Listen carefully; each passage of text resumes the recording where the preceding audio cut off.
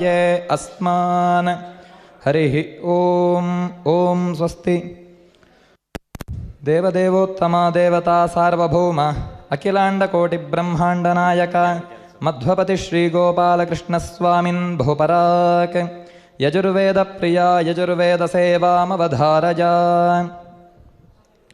श्रीगुरुभ्यो नमः हरिः ॐ ॐ अम्भस्य पारे भुवनस्य मध्ये नाकस्य पृष्ठे महतो महीयान् शुक्रेण ज्योतिगुंषि समनुः प्रविष्टः प्रजापतिश्चरति गर्भे अन्तः यस्मिन्निदगुं सञ्च विचैति सर्वं यस्मिन् देवा अधिविश्वे निषेदुः तदेव भूतं तदुभव्यमा इदं तदक्षरे परमे व्योमन्।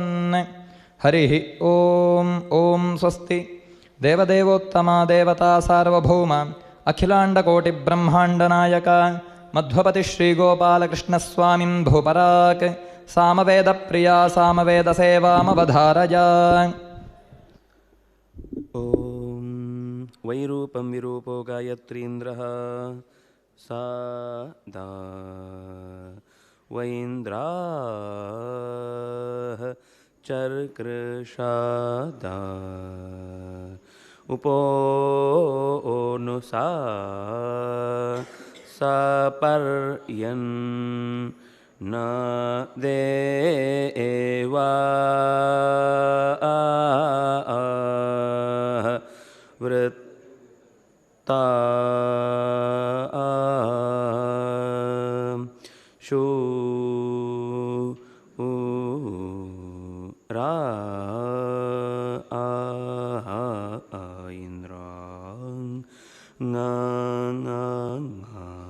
हरिः ॐ।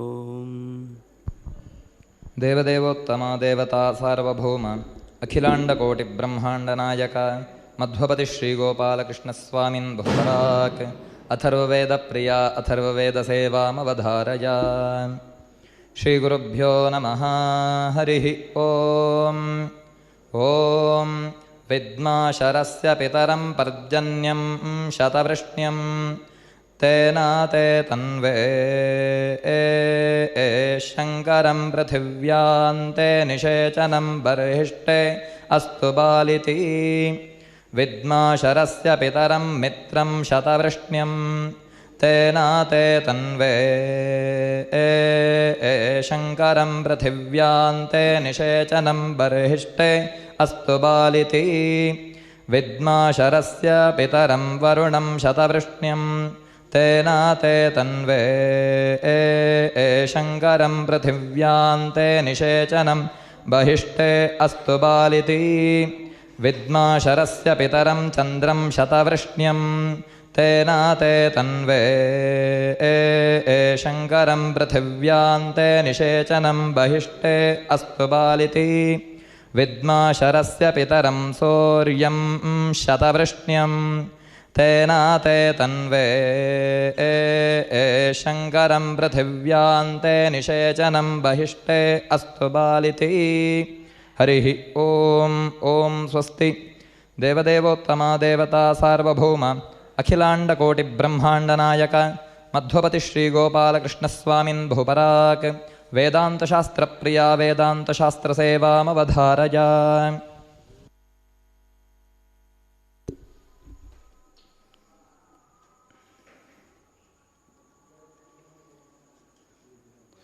नैषा तर्केण मतिरापनेय प्रोक्तान्येनैव सुज्ञानाय प्रेष्ठ यां त्वमाप आनेतुमपि न शक्यते अपनेतुमपि न शक्यते। बुद्धिः महती अस्ति सः जयं प्राप्नोति, यस्य बुद्धिः न्यूना अस्ति सः पराभवं प्राप्नोति। यदि कश्चन भगवद्विषयं सम्यक् जानाति तस्य बुद्धिः नास्ति चेत् सः पराजितो भवति। यस्य भगवद्विषयकं ज्ञानं किञ्चिदपि नास्ति अपि च नेच्छति तस्य बुद्धिः अधिका अस्ति चेत् भगवान् नास्ति इत्येव साधयति इति कारणतः केवलं तर्केण तस्यार्थः तर्कः न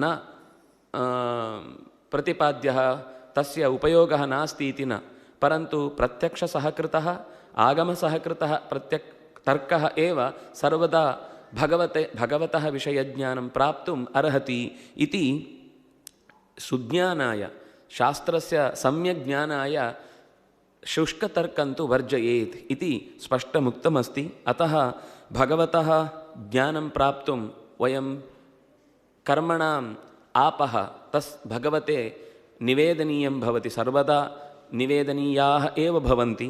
ತೇನ ಭಗವಾನ್ ಅಸ್ಮಾನ್ ಸತ್ಯಧೃತಿಃ ಸಹ ಸತ್ಯೇ ದೃಢಃ ತಿಷ್ಠತಿ ಇತಿ ಕಾರಣತಃ ತಸ್ಯ ಯದಾ ಅರ್ಪಣಬುದ್ಧಿಯ ಕರ್ಮ ಸರ್ವಂ ಕರೋತಿ ಚೇತ್ ತದಾ ಸಹ ವಿಘ್ನೈಃ ನಿವಾರಿತಃ ಭವತಿ. ಅಪಿ ಚ ಭಗವತಃ ಸಂಪೂರ್ಣ ಜ್ಞಾನಂ ಪೃಚ್ಛತಿ.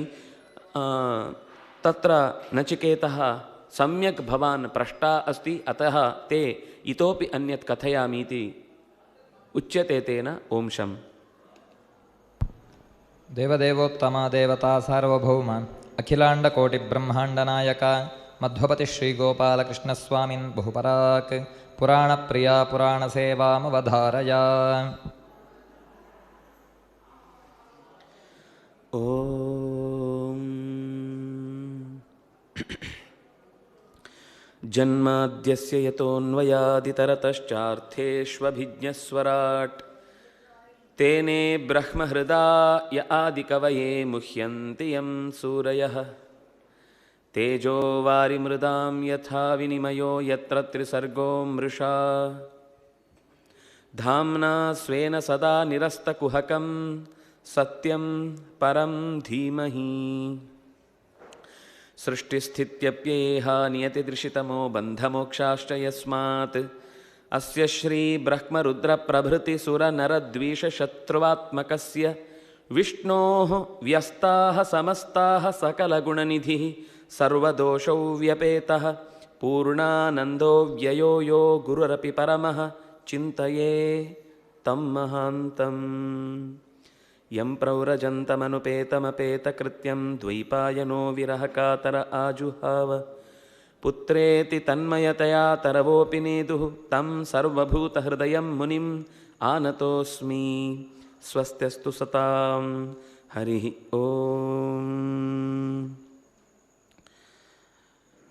ಪೂರ್ವದಲ್ಲಿ ಸ್ವಯಂಭುವ ಮನುವಿನ ಮಕ್ಕಳಲ್ಲಿ ಒಬ್ಬಳಾದ ದೇವಹೂತಿ ಮತ್ತು ಕರ್ದಮರ ದಾಂಪತ್ಯದ ಕಥೆಯನ್ನು ನುಡಿದು ಅಲ್ಲಿ ಹುಟ್ಟಿ ಬಂದ ಭಗವದ್ರೂಪವಾದಂತಹ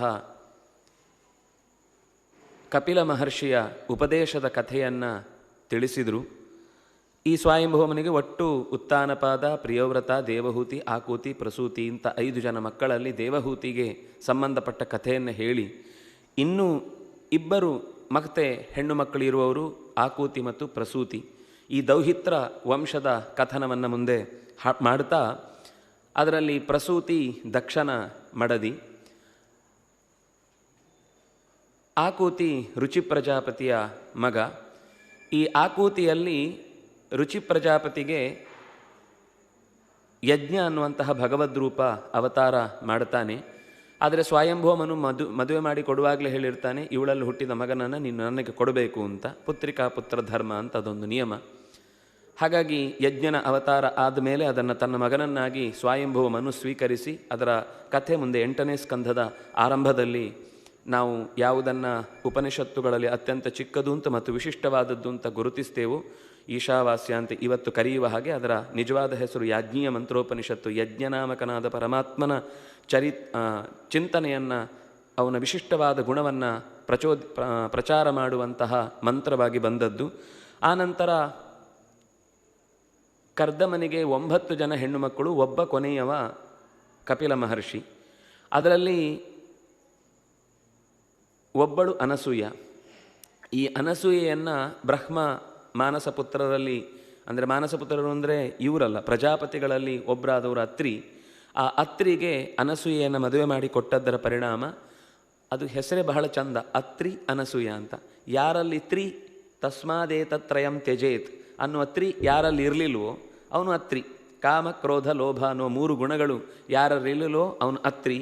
ಆ ಅತ್ರಿಯ ಜೊತೆಗೆ ಅನಸೂಯ, ಅಸೂಯೆ ಇಲ್ಲದೆ ಇರುವ ಗುಣ ಮತ್ತು ಈ ಕಾಮಕ್ರೋಧ ಲೋಭಗಳ ತ್ಯಾಗ ಅನ್ನೋದು ಎಲ್ಲಿರುತ್ತೋ ಅಲ್ಲಿ ಭಗವಂತ ತನ್ನನ್ನು ಕೊಟ್ಟುಕೊಳ್ತಾನೆ ಅಂತ. ದತ್ತ ಅಂದರೆ ತನ್ನನ್ನು ತಾನು ಕೊಟ್ಟುಕೊಳ್ಳುವುದು ಅಂತ ಅರ್ಥ. ನಮ್ಮಲ್ಲಿ ಯಾವಾಗ ಈ 3 ಕೆಟ್ಟ ಗುಣಗಳು ಜಾರಿ ಅಸೂಯೆಯನ್ನು ತೊರೆದು ನಾವು ಬದುಕ್ತೇವೆ ಅಂತಂದರೆ ಭಗವಂತ ನಮ್ಮಲ್ಲಿ ತನ್ನಿಂದ ತಾನೇ ಆವಿರ್ಭವಿಸ್ತಾನೆ ಅಂತ ಸೂಚಿಸುವ ಹಾಗೆ ಒಂದು ನಾಮಗಳಲ್ಲೇ ಆ ಕಥೆಯನ್ನು ಆಟಾಡಿಸುವ ಹಿರಿಯರ ಆ ಕಲೆ ಬಹಳ ಅದ್ಭುತ.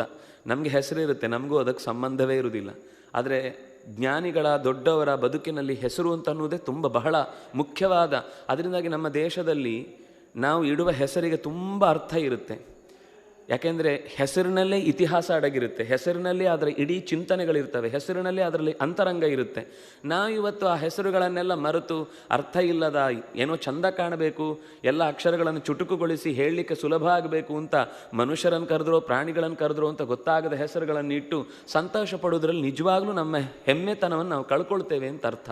ಹಾಗಾಗಿ ಹೆಸರುಗಳಲ್ಲಿರುವ ಅಪರೂಪತೆಯನ್ನು ತಿಳಿಸಿ ಮತ್ತು ಓರ್ವ ಮೂರ್ತಿ ಅನ್ನುವ ಮಗಳಲ್ಲಿ ಧರ್ಮನಿಗೆ ನರ, ನಾರಾಯಣ, ಹರಿ, ಕೃಷ್ಣ ಅನ್ನುವ 4 ಜನ ಭಗವದ್ರೂಪ. ಅದರಲ್ಲಿ ನರ ಆವಿಷ್ಟವಾದ ಭಗವದ್ರೂಪ, ಶೇಷನ ಅವತಾರ. ಆದರೆ ಭಗವಂತನ ಜೊತೆಗೆ ನಾರಾಯಣನ ಜೊತೆಗೆ ಯಾವಾಗಲೂ ಇದ್ದು ಅವನ ಜೊತೆಗೇ ತನ್ನ ಎಲ್ಲ ಕೈಂಕರ್ಯಗಳನ್ನು ನಡೆಸ್ತಾ ಇದ್ದ ರೂಪ. ಅದರಿಂದಾಗ ಅದು ಯಾವಾಗಲೂ ಜೋಡಿಯಾಗಿ ಬರುವಂಥದ್ದು ನರನಾರಾಯಣ ರೂಪ. ಅವರು ಅಲ್ಲಿ ತಪಸ್ಸು ಮಾಡಿದ ಪರ್ವತಗಳನ್ನು ನಾವು ಇವತ್ತು ನೋಡ್ತಾ ಇರೋದು. ಬದ್ರಿಯಲ್ಲಿ ದೇವರಿಗೆ ನಿವೇದನೆ ಮಾಡುವಾಗ ಅವರು, ನೀವು ನೋಡಿದರೆ ಗೊತ್ತಿರುತ್ತೆ, ಅವರು ನಿವೇದನೆ ತಂದು ಬೆಟ್ಟಕ್ಕೆ ಹೀಗೆ ತೋರಿಸ್ತಾರೆ ಮೊದಲು, ಆಮೇಲೆ ಇಲ್ಲಿರುವ ಪ್ರತಿಮೆಗೆ ನಿವೇದನೆ ಮಾಡುವುದು. ಅಂದರೆ ಅದು ಅಲ್ಲಿ ಈಗಲೂ ಹಾಗೆ ಪರ್ವತ ರೂಪಗಳಲ್ಲಿ ನರನಾರಾಯಣರು ನೆಲೆಸಿದ್ದಾರೆ ಅಂತನ್ನೋದು ಅಲ್ಲಿಯ ಅಚಲವಾದ ನಂಬಿಕೆ. ನಾವು ಕೂಡ ಅಲ್ಲಿ ಹೋದಾಗ ಪರ್ವತಗಳ ರೂಪದಲ್ಲಿ ನಿಂತು ನಮ್ಮನ್ನು ರಕ್ಷಿಸುವ ಭಗವಂತನನ್ನು ನಮಿಸುವಂಥದ್ದು ಅಗತ್ಯದ ಕಾರ್ಯ ಅಂತ ಹೀಗೆ ಹೇಳಿ ಮುಂದೆ ಆ ಪ್ರಸೂತಿಯ ಮಕ್ಕಳ ಕಥೆಯನ್ನು ಹೇಳಲಿಕ್ಕೆ ಒಂದು ಕಥೆಯನ್ನು ಇಲ್ಲಿ ಎತ್ತಿಕೊಳ್ತಾರೆ. ಯಾಕೆಂದರೆ ದಶಧರ್ಮಾಯ, ತ್ರಯೋದಶ ಕಶ್ಯಪಾಯ, ಅಂದರೆ 27 ಚಂದ್ರನಿಗೆ, ಹೀಗೆ 50 ಜನ ಮಕ್ಕಳನ್ನು ಕೊಟ್ಟಂತಹ ಕಥೆಯಲ್ಲಿ ಮಧ್ಯದಲ್ಲಿ ಒಬ್ಬಳನ್ನು, ಅಂದರೆ ದಕ್ಷ ಮತ್ತು ಪ್ರಸೂತಿಯ ಮಕ್ಕಳಲ್ಲಿ ದಾಕ್ಷಾಯಿಣಿ ಅಂತ ಎಲ್ಲರನ್ನೂ ಕರೆಯುವಂಥದ್ದಲ್ಲಿ ನಮಗೆ ಪ್ರಸಿದ್ಧ ದಾಕ್ಷಾಯಿಣಿ ಅಂದರೆ ಸತಿ. ಯಾವ ರುದ್ರದೇವನಿಗೆ ಮದುವೆ ಮಾಡಿಕೊಟ್ಟ ಸತಿ ದಾಕ್ಷಾಯಿಣಿ ಇದ್ದಾಳೋ ಅವಳ ಕಥೆಯನ್ನು ಮುಂದೆ ಹೇಳ್ತಾ, ಸಭಾವೊಂದರಲ್ಲಿ ಧ್ಯಾನದಲ್ಲಿ ಕೂತಿದ್ದಂತಹ ಅಧ್ಯಕ್ಷ ಸ್ಥಾನದಲ್ಲಿ ಕೂತಿದ್ದಾನೆ ರುದ್ರದೇವ. ಪಕ್ಕದಲ್ಲಿ ನಿತ್ಯದ ಕಲಾವಿದರು ಅನ್ನೋ ಹಾಗೆ ನಿತ್ಯದ ಅತಿಥಿಯಾಗಿ ಬ್ರಹ್ಮದೇವ ಇದ್ದಾನೆ. ಸಭೆಗೆ ಸ್ವಲ್ಪ ತಡವಾಗಿ, ಕೆಲವರಿಗೆಲ್ಲ ಬೇಗ ಎಲ್ಲರ ಒಂದು ಗಮನ ತಮ್ಮಲ್ಲಿಗೆ ಸೆಳೀಬೇಕು ಅಂತ ಅನ್ನೋ ಅಭ್ಯಾಸ ಇದ್ದ ಹಾಗೆ ದಕ್ಷ ಸ್ವಲ್ಪ ತಡವಾಗಿ ಬರ್ತಾನೆ. ಎಲ್ಲ ದಡಬಡ ಅಂತ ಎದ್ದು ನಿಂತರು. ಸ್ಟೇಜಲ್ಲಿ ಕೂತಿದ್ದಂತಹ ರುದ್ರದೇವರು ಮಾತ್ರ ಅಲ್ಲಾಡಲಿಲ್ಲ. ಅಲ್ಲಿಯ ದಕ್ಷನ ಹಿಂಬಾಲಕರೆಲ್ಲ, ಅದು ಯಾವಾಗಲೂ ಹಿಂಬಾಲಕರೇ, ಅವರು ಯಾವತ್ತೂ ಮುಂದೆ ಬರುವುದೇ ಇಲ್ಲ, ಇನ್ನೊಬ್ಬರನ್ನು ಮುಂದಿಟ್ಟು ತಮ್ಮ ಬೇಳೆ ಬೇಯಿಸ್ಕೊಳ್ಳಿ ಕಾಯ್ತಾ ಇರ್ತಾರೆ. ಹಾಗಾಗಿ ಅವರು ಗಲಾಟೆ ಮಾಡ್ತಾರೆ. ಏನು ಇಷ್ಟು ಅಳಿಯ ಅಂತಂದರೆ ಅಳಿಯನಿಗೆ ಮಾವ ಗುರು ಅಂತ ಲೆಕ್ಕ. ಹಾಗಾಗಿ ಗುರುಗಳು ಬಂದಾಗ, ಮಗಳನ್ನು ಕೊಟ್ಟು ಕೂಡ ಗುರುಗಳು ಬಂದಾಗ ಇಷ್ಟು ನಿರ್ಲಕ್ಷ್ಯ ತಾಳುವುದಿದೆಯಾ, ಯಾಕೋ ಸಹಿಸುವುದಿಲ್ಲ ಅಂತ. ದಕ್ಷನು ಕೂಡ ಅದನ್ನು ಜೋರಾಗಿ ಮಾತಾಡ್ತಾನೆ ಸಭೆಯಲ್ಲಿ. ನಾವು ಈ ಪುರಾಣದಲ್ಲಿ ಮತ್ತು ಇಲ್ಲಿ ಬಂದ ಕಥೆಗಳನ್ನು ನೋಡಿದರೆ ನಮ್ಮ ಕೆಲವೊಂದು ಸರ್ತಿ ನಮ್ಮಲ್ಲಿ ವಿಧಾನಸಭೆಗಳು ಲೋಕಸಭೆಗಳು ಇದ್ದಾಗ ಅನಿಸುತ್ತೆ ನಮಗೆ. ಆದರೆ ಇದು ನಮಗೊಂದು ಎಚ್ಚರಿಕೆಯನ್ನು ಕೊಡಲಿಕ್ಕೆ ಹೋದ ನಡೆಸಿದ ಘಟನೆ ಹೊರತು ಅವರಲ್ಲಿ ಪ್ರಜ್ಞೆ ತಪ್ಪಿ ನಾವು ಮಾಡುವ ಹಾಗೆ ತೀವ್ರತರವಾದಂತಹ ಲೋಕದ ಸ್ವರೂಪದಲ್ಲಿ ಬದುಕಿದ್ದು ಅಂತ ಅರ್ಥ ಅಲ್ಲ. ಇದಕ್ಕೆ ಬಹಳಷ್ಟು ಆಂತರಂಗಿಕವಾದ ಸಂಬಂಧಗಳನ್ನು ಇಟ್ಟುಕೊಂಡು ಆ ಕತೆ ಹೇಳಲಿಕ್ಕೆ ಹೊರಟದ್ದು. ಒಟ್ಟಂತೂ ಶಾಪ ಪ್ರತಿಶಾಪ, ಜೊತೆಗೆ ಇದ್ದವರೆಲ್ಲ ಗಲಾಟೆ ಮಾಡ್ತಾರೆ. ನಂದಿಯೂ ಶಾಪ ಕೊಡ್ತಾನೆ, ರುದ್ರದೇವರನ್ನು ಅವಮಾನ ಮಾಡಿ. ದಕ್ಷ ಬಹಳ ಅವಮಾನ ಮಾಡ್ತಾನೆ ರುದ್ರದೇವನನ್ನು. ಮೈಯಲ್ಲೆಲ್ಲ ಬೂದಿ ಹಚ್ಕೊಂಡವ, ಚರ್ಮದ ಬಟ್ಟೆಯನ್ನು ತೊಟ್ಟವ, ಆಭರಣ ಅಂತೇಳಿ ಏನೋ ಸಿಕ್ಕಿದ ಹಾವುಗಳನ್ನೆಲ್ಲ ಕುತ್ತಿಗೆಗೆ ಹಾಕೊಂಡು ಓಡಾಡುವವ ಅಂತ ಬಗೆಯಲ್ಲಿ ಅಪಮಾನ ಮಾಡ್ತಾನೆ. ಆಗ ಅದಕ್ಕೆ ಪ್ರತಿಯಾಗಿ ಎದುರುಗಡೆ ಒಬ್ಬ ನಗುತ್ತಾನೆ. ನಕ್ಕಾಗ ನಿನ್ನ ಹಲ್ಲು ಉದುರುತ್ತೆ ನೋಡು ಅಂತಾನೆ. ಇನ್ನೊಬ್ಬ ಗಡ್ಡ ಸವರ್ತಾ ಇರ್ತಾನೆ, ನಿನ್ನ ಗಡ್ಡ ಕಿತ್ತೋಗುತ್ತೆ ನೋಡು ಅಂತಾನೆ. ಇನ್ನೊಬ್ಬ ಕೈಯಲ್ಲಿ ಚಪ್ಪಾಳೆ ತಟ್ಟಿ ಬಡಿತಾನೆ, ನಿನ್ನ ಕೈ ಕಿತ್ತು ಹೋಗುತ್ತೆ. ಹೀಗೆ ಎಲ್ಲರೂ ಏನೇನು ಮಾಡ್ತಾರೋ ಅದು ಅಲ್ಲಲ್ಲಿ ಪ್ರತಿಯಾಗಿ ಸಿಗುತ್ತೆ ಅಂತನ್ನುವ ಹಾಗೆ ದಕ್ಷನಿಗೆ ನಿನಗೆ ಹೋತದ ತಲೆ ಬರುತ್ತೆ ಅಂತ ಹೀಗೆಲ್ಲ ಶಾಪ ಪ್ರತಿಶಾಪಗಳೆಲ್ಲ ಭಯಾನಕವಾಗಿ ನಡೆದು ಹೋಗುತ್ತೆ. ಸರಿ, ರುದ್ರದೇವರು ಇಷ್ಟಾದರೂ ಅವ್ರ ಪಾಡಿಗೆ ಆನಂದವಾಗಿ ಎಚ್ಚರ ಇಲ್ಲದೆ ಇಡೀ ಸಭೆ ಮುಕ್ತಾಯ ಆಯಿತು. ದಕ್ಷ ಅಲ್ಲಿಂದ ಹೊರಟು ಹೋದವನು ನಿರಂತರ ಆ ದ್ವೇಷ ಮುಂದುವರಿಯಿತು, ನಿಲ್ಲಲಿಲ್ಲ. ವಿಶ್ವಸೃಕ್ ಅನ್ನುವ ಒಂದು ಬೃಹಸ್ಪತಿ ಸವ ಅಂತ ಅದನ್ನು ಕರೀತಾರೆ. ಅದು ವಿಷ್ಣು ಪ್ರಧಾನವಾದ ಯಾಗ. ಅಂದರೆ ನಮಗೆ ಬೃಹಸ್ಪತಿ, ಈ ಬ್ರಹ್ಮಣಸ್ಪತಿ, ಈ ಶಬ್ದಗಳೆಲ್ಲ ವಿಷ್ಣುವನ್ನು ಹೇಳುವ ಪ್ರಧಾನವಾದ ನಾಮಗಳು ಅಂತ ಬೇರೆ ಕಡೆ ಪುರಾಣದಲ್ಲಿ ಬರುತ್ತೆ. ಅದನ್ನು ಆಚಾರ್ಯರು ನಿರೂಪಣೆ ಮಾಡ್ತಾರೆ. ವಿಷ್ಣು ಸವವನ್ನು, ವಿಷ್ಣು ಯಾಗವನ್ನು ಅವನು ತೆಗೆದುಕೊಳ್ತಾನೆ, ಕಾರ್ಯರೂಪಕ್ಕೆ ತರ್ತಾನೆ. ದೇವತೆಗಳನ್ನು, ಮುನಿಗಳನ್ನು ಎಲ್ಲ ಕಡೆಯಿಂದ ಕರೆಸಿದರೂ ಕೂಡ ಬೇಕು ಅಂತ ಕೈಲಾಸಕ್ಕೆ ಮಾತ್ರ ಇನ್ವಿಟೇಷನ್ ಕಳಿಸೋದಿಲ್ಲ. ಸುದ್ದಿ ಸತಿಗೆ ಬರುತ್ತೆ. ಆಗ ಹೊರಡಬೇಕು ಅಂತ ಆಸೆ ಪಡ್ತಾಳೆ. ಎಷ್ಟು ಆಸೆ ಪಟ್ಟರೂ ಕೂಡ ರುದ್ರದೇವರು ಬೇಡಪ್ಪ, ಇದರ ಹಿಂದೆ ತುಂಬ ದೊಡ್ಡ ರಾಜಕೀಯ ಇದೆ, ಸುಮ್ಮನೆ ಹೋಗಿ ಬೇಸರ ಆಗೋದಕ್ಕಿಂತ ಹೋಗದೇ ಇರೋದು ಉತ್ತಮ. ಕೆಲವೊಂದು ಸರ್ತಿ ನಾವು ಹೋಗಿ ಕೈ ಸುಟ್ಟುಕೊಳ್ಳೋದಕ್ಕಿಂತ ಹೋಗದೇ ಇರೋದು ತುಂಬ ಉತ್ತಮ ಅಂತ ಸಹಜವಾಗಿ ಹೇಳ್ತಾನೆ. ಇಷ್ಟು ಹೇಳಿದರೂ ಸತಿ ಕೇಳುವುದಿಲ್ಲ. ಗುರುಗಳ ಮನೆಗೆ, ದೇವರ ಮನೆಗೆ, ತವರು ಮನೆಗೆ ಯಾರೂ ಇನ್ವಿಟೇಷನ್ ಕೊಟ್ಟು ಕರಿಬೇಕಾಗಿಲ್ಲ. ಈಗ ಉತ್ಸವ ನಡೀತಾ ಇದೆ ಕೃಷ್ಣ ಮಠದಲ್ಲಿ ಅಂದರೆ ನಮಗೆ ಕೃಷ್ಣ ಮಠದಿಂದ ಒಕ್ಕಣೆ ಬಂದಿಲ್ಲ ಅಂತ ಕೇಳುವುದಲ್ಲ. ನಮಗೆ ಉತ್ಸವಕ್ಕೆ ಬರಬೇಕು ಅಂತ ಮನಸ್ಸಿದ್ರೆ ಬರುವುದು, ಸೇವೆ ಮಾಡೋದು, ಹೋಗೋದು. ಇದು ದೇವರ ಮನೆಗೆ ನಮ್ಗೆ ಕರಿಬೇಕಾಗಿಲ್ಲ, ಗುರುಗಳ ಮನೆಗೆ ಕರಿಬೇಕಾಗಿಲ್ಲ. ಗುರುಗಳ ಮನೆಗೆ ಊಟಕ್ಕಲ್ಲ, ತಲೆಗೊಂದು ಊಟ ಅಂತಿದೆಯಲ್ವ. ಪ್ರಶ್ನೆ ಕೇಳಲಿಕ್ಕೆ ಯಾವುದೋ ಒಂದು ಹೊತ್ತಿಗೆ ಕೇಳಬೇಕು ಅಂತ ಅನಿಸಿದರೆ ಅವರಿಗೆ ತದ್ವಿಧಿ ಪ್ರಣಿಪಾತೇನ ಪರಿಪ್ರಶ್ನೇನ ಸೇವೆಯ ಉಪದೇಕ್ಷಂತಿ ತೇ ಜ್ಞಾನಂ. ಜ್ಞಾನಕ್ಕಾಗಿ ಅವರನ್ನು ಎಷ್ಟು ಕಾಟ ಕೊಟ್ಟರೂ ಅದು ತಪ್ಪಲ್ಲ. ಆದರೆ ಜ್ಞಾನ ಅನ್ನೋದು ಪ್ರಾಮಾಣಿಕವಾದ ಉದ್ದೇಶ ಆಗಿರಬೇಕು. ಸುಮ್ಮನೆ ಕಾಲೆಳೆಯುವುದು ಅಥವಾ ಅವರಿಗೆ ಎಷ್ಟು ಗೊತ್ತಿದೆ ಅಂತ ಪರೀಕ್ಷಿಸುವುದು ಈ ಥರ ಆದರೂ ಅದು ಅಪಾಯಕ್ಕೆ ಕಾರಣ ಆಗುತ್ತೆ. ಅದರಿಂದಾಗಿ ಗುರುಗಳ ಮನೆಗೆ ಹೋಗಲಿಕ್ಕೆ ಪರ್ಮಿಷನ್ ಬೇಕಿಲ್ಲ. ಇನ್ನು ತವರು ಮನೆಗೆ ಅಂದರೆ ಇದೊಂದು ನಮ್ಮ ಮಾತು ಲೋಕದಲ್ಲಿ ಏನಿದೆ, ಕೊಟ್ಟ ಹೆಣ್ಣು ಕುಲಕ್ಕೆ ಹೊರಗೆ, ಇದು ನಾವು ಆಡು ಮಾತಿನಲ್ಲಿ ಬಂದ ಸಂಗತಿ. ಈ ಕತೆ, ಈ ಸಂಗತಿ ಏನು ಹೇಳುತ್ತೆ ಅಂದರೆ ಅಲ್ಲಿ ಮನೆಗೆ ಒಪ್ಪಿಗೆ ಬೇಕಿಲ್ಲ ಅಂದರೆ ಆ ಮನೆಯವಳು ಅಂತ ಅರ್ಥ. ಅಲ್ಲಿಗೆ ಹೋಗಲಿಕ್ಕೆ ಮತ್ತೆ ಅವಳು ಪರ್ಮಿಷನ್ ಕೇಳಬೇಕಿಲ್ಲ ಅಂದರೆ ತವರು ಮನೆ ಅವಳಿಗೆ ಸಂಬಂಧಪಟ್ಟದ್ದೇ. ಹಾಗಾಗಿ ದೌಹಿತ್ರ ಸಂತಾನ ಅಂತ ಅದಕ್ಕೆ ಪ್ರತ್ಯೇಕವಾಗಿ ಇಷ್ಟು ವಿವರ ಕೊಟ್ಟದ್ದು. ಯಾಕೆಂದರೆ ಶ್ರಾದ್ದಾದಿಗಳಲ್ಲಿ ಮಗಳ ಮಗನೇ ಬಹಳ ಮುಖ್ಯ. ಶ್ರಾದ್ದಕ್ಕೆ ಅವನು ಇರಲೇಬೇಕು ಅಂತ, ಶ್ರಾದ್ದ ಆಗಬೇಕು ಅಂತಂದರೆ ಅಂತ. ಇದೆಲ್ಲ ಸಂಬಂಧಗಳನ್ನು ನಮ್ಮ ಹಿಂದಿನವರು ಕಟ್ಟಿಕೊಟ್ಟ ಗುಣಗಳು. ಸರಿ, ಹೋಗಲೇಬೇಕು ಅಂತ ಹಠ ಮಾಡಿದ ಮೇಲೆ ರುದ್ರದೇವರು ಮೌನ ವಹಿಸ್ತಾರೆ. ಸಮ್ಮತಿ ಸಿಕ್ಕಿತು ಅಂತ ನಂದಿ ಮೊದಲಾದವರ ಜೊತೆಗೆ ಕಳುಹಿಸಿಕೊಡ್ತಾರೆ ರುದ್ರದೇವರು. ಅಲ್ಲಿ ಹೋಗಿ ಯಾಗ ನಡೆಯುವಾಗ ಯಾಗದಲ್ಲಿ ಉದ್ದೇಶಪೂರ್ವಕವಾಗಿ ಆ ಆಹುತಿಗಳ ಬರುವ ಹೊತ್ತಿನಲ್ಲಿ ಅವನ ಆಹುತಿಯನ್ನು ತಡೆ ಹಿಡಿಯುತ್ತಾರೆ. ಇದರಿಂದ ಅಲ್ಲಿ ಕೋಪ ಬರುತ್ತೆ. ಕೋಪ ಬಂದು ಪರಸ್ಪರ ಅಂದರೆ ಆ ಹೊತ್ತಿಗೆ ದಕ್ಷನೂ ಮಾತಾಡಿಸುವುದಿಲ್ಲ, ಅಕ್ಕ ತಂಗಿಯರು ಮಾತಾಡಿಸುವುದಿಲ್ಲ, ತಾಯಿಯೂ ಮಾತಾಡಿಸುವುದಿಲ್ಲ ಅನ್ನೋ ಸ್ಥಿತಿ ಬಂದಾಗ ಅವಳಿಗೆ ತುಂಬ ದುಃಖ ಆಗುತ್ತೆ. ಆ ಸಭೆಯಲ್ಲಿ ಆ ಯಾಗದ ಆಹುತಿ ಕೊಡುವ ಹೊತ್ತನ್ನು ನಿಲ್ಲಿಸಿ ಅವಮಾನ ಮಾಡ್ತಾರೆ. ಮತ್ತೆ ರುದ್ರದೇವನ ಅವಮಾನ ಆಗುತ್ತೆ. ಆಗ ಅವಳು ಸಿಟ್ಟಿಗೆ ಹೇಳುತ್ತಾಳೆ, ನೀನು ಮಾಡ್ತಾ ಇರೋದು ತುಂಬ ದೊಡ್ಡ ತಪ್ಪು. ಶಿವದ್ವೇಷ ಮಾಡಿದವನಿಗೆ ಯಾವತ್ತೂ ಸದ್ಗತಿ ಆಗುವುದಿಲ್ಲ. ಶಿವನನ್ನು ಪೂಜೆ ಮಾಡಿದವನು ಮಾತ್ರ ಭಗವದ್ಭಕ್ತ ಆಗ್ಲಿಕ್ಕೆ ಸಾಧ್ಯ. ಅವನನ್ನು ಪೂಜಿಸಿದವನಿಗೆ ಮಾತ್ರ ಬದುಕಿನಲ್ಲಿ ಶ್ರೇಯಸ್ಸು ಅನ್ನೋದು ಸಾಧ್ಯ. ನೀನು ಮಾಡ್ತಾ ಇರುವ ಅನ್ಯಾಯಕ್ಕೆ ಅದು ಪಾರವೇ ಇಲ್ಲ. ಬಹಳ ಚೆನ್ನಾಗಿ ಅಲ್ಲಿ ಅವಳು ಅದನ್ನು ಸಮರ್ಥಿಸ್ತಾಳೆ. ಕೊನೆಗೆ ಎಷ್ಟು ಅಂದರೆ, ನೀನು ಇಷ್ಟು ದ್ವೇಷ ಮಾಡಿದ ಸ್ಥಳದಲ್ಲಿ ನಾನು ಇರುವುದಕ್ಕೂ ಇಷ್ಟಪಡುವುದಿಲ್ಲ. ನಿನಗೆ ಕೊನೆಗೆ ಈ ದೇಹ ಬಿದ್ದು ಹೋಯಿತು ಅಂತಾದ ಮೇಲೆ ಸುಡ್ಲಿಕ್ಕೂ ಸಿಗಬಾರ್ದು ಅಂತ ಹೇಳಿ ತನ್ನ ದೇಹದ ಯೋಗದ ಬಲದಿಂದಲೇ ಇಡೀ ಶರೀರವನ್ನು ಸುಟ್ಟುಕೊಂಡು ಅಲ್ಲೇ ಭಸ್ಮವಾಗಿ ಹೋಗ್ತಾಳೆ. ಆಗಲೇ ನಂದಿಗೆ ಕೋಪ ಬರುತ್ತೆ. ಆ ಕಡೆಯಿಂದ ದಾಳಿ ಮಾಡ್ತಾರೆ. ಅಲ್ಲಿ ಪೂಷ ಅಂತ ಒಬ್ಬ ಇರ್ತಾನೆ, ಅವನ ಹಲ್ಲು ಉದುರಿ ಹೋಗುತ್ತೆ.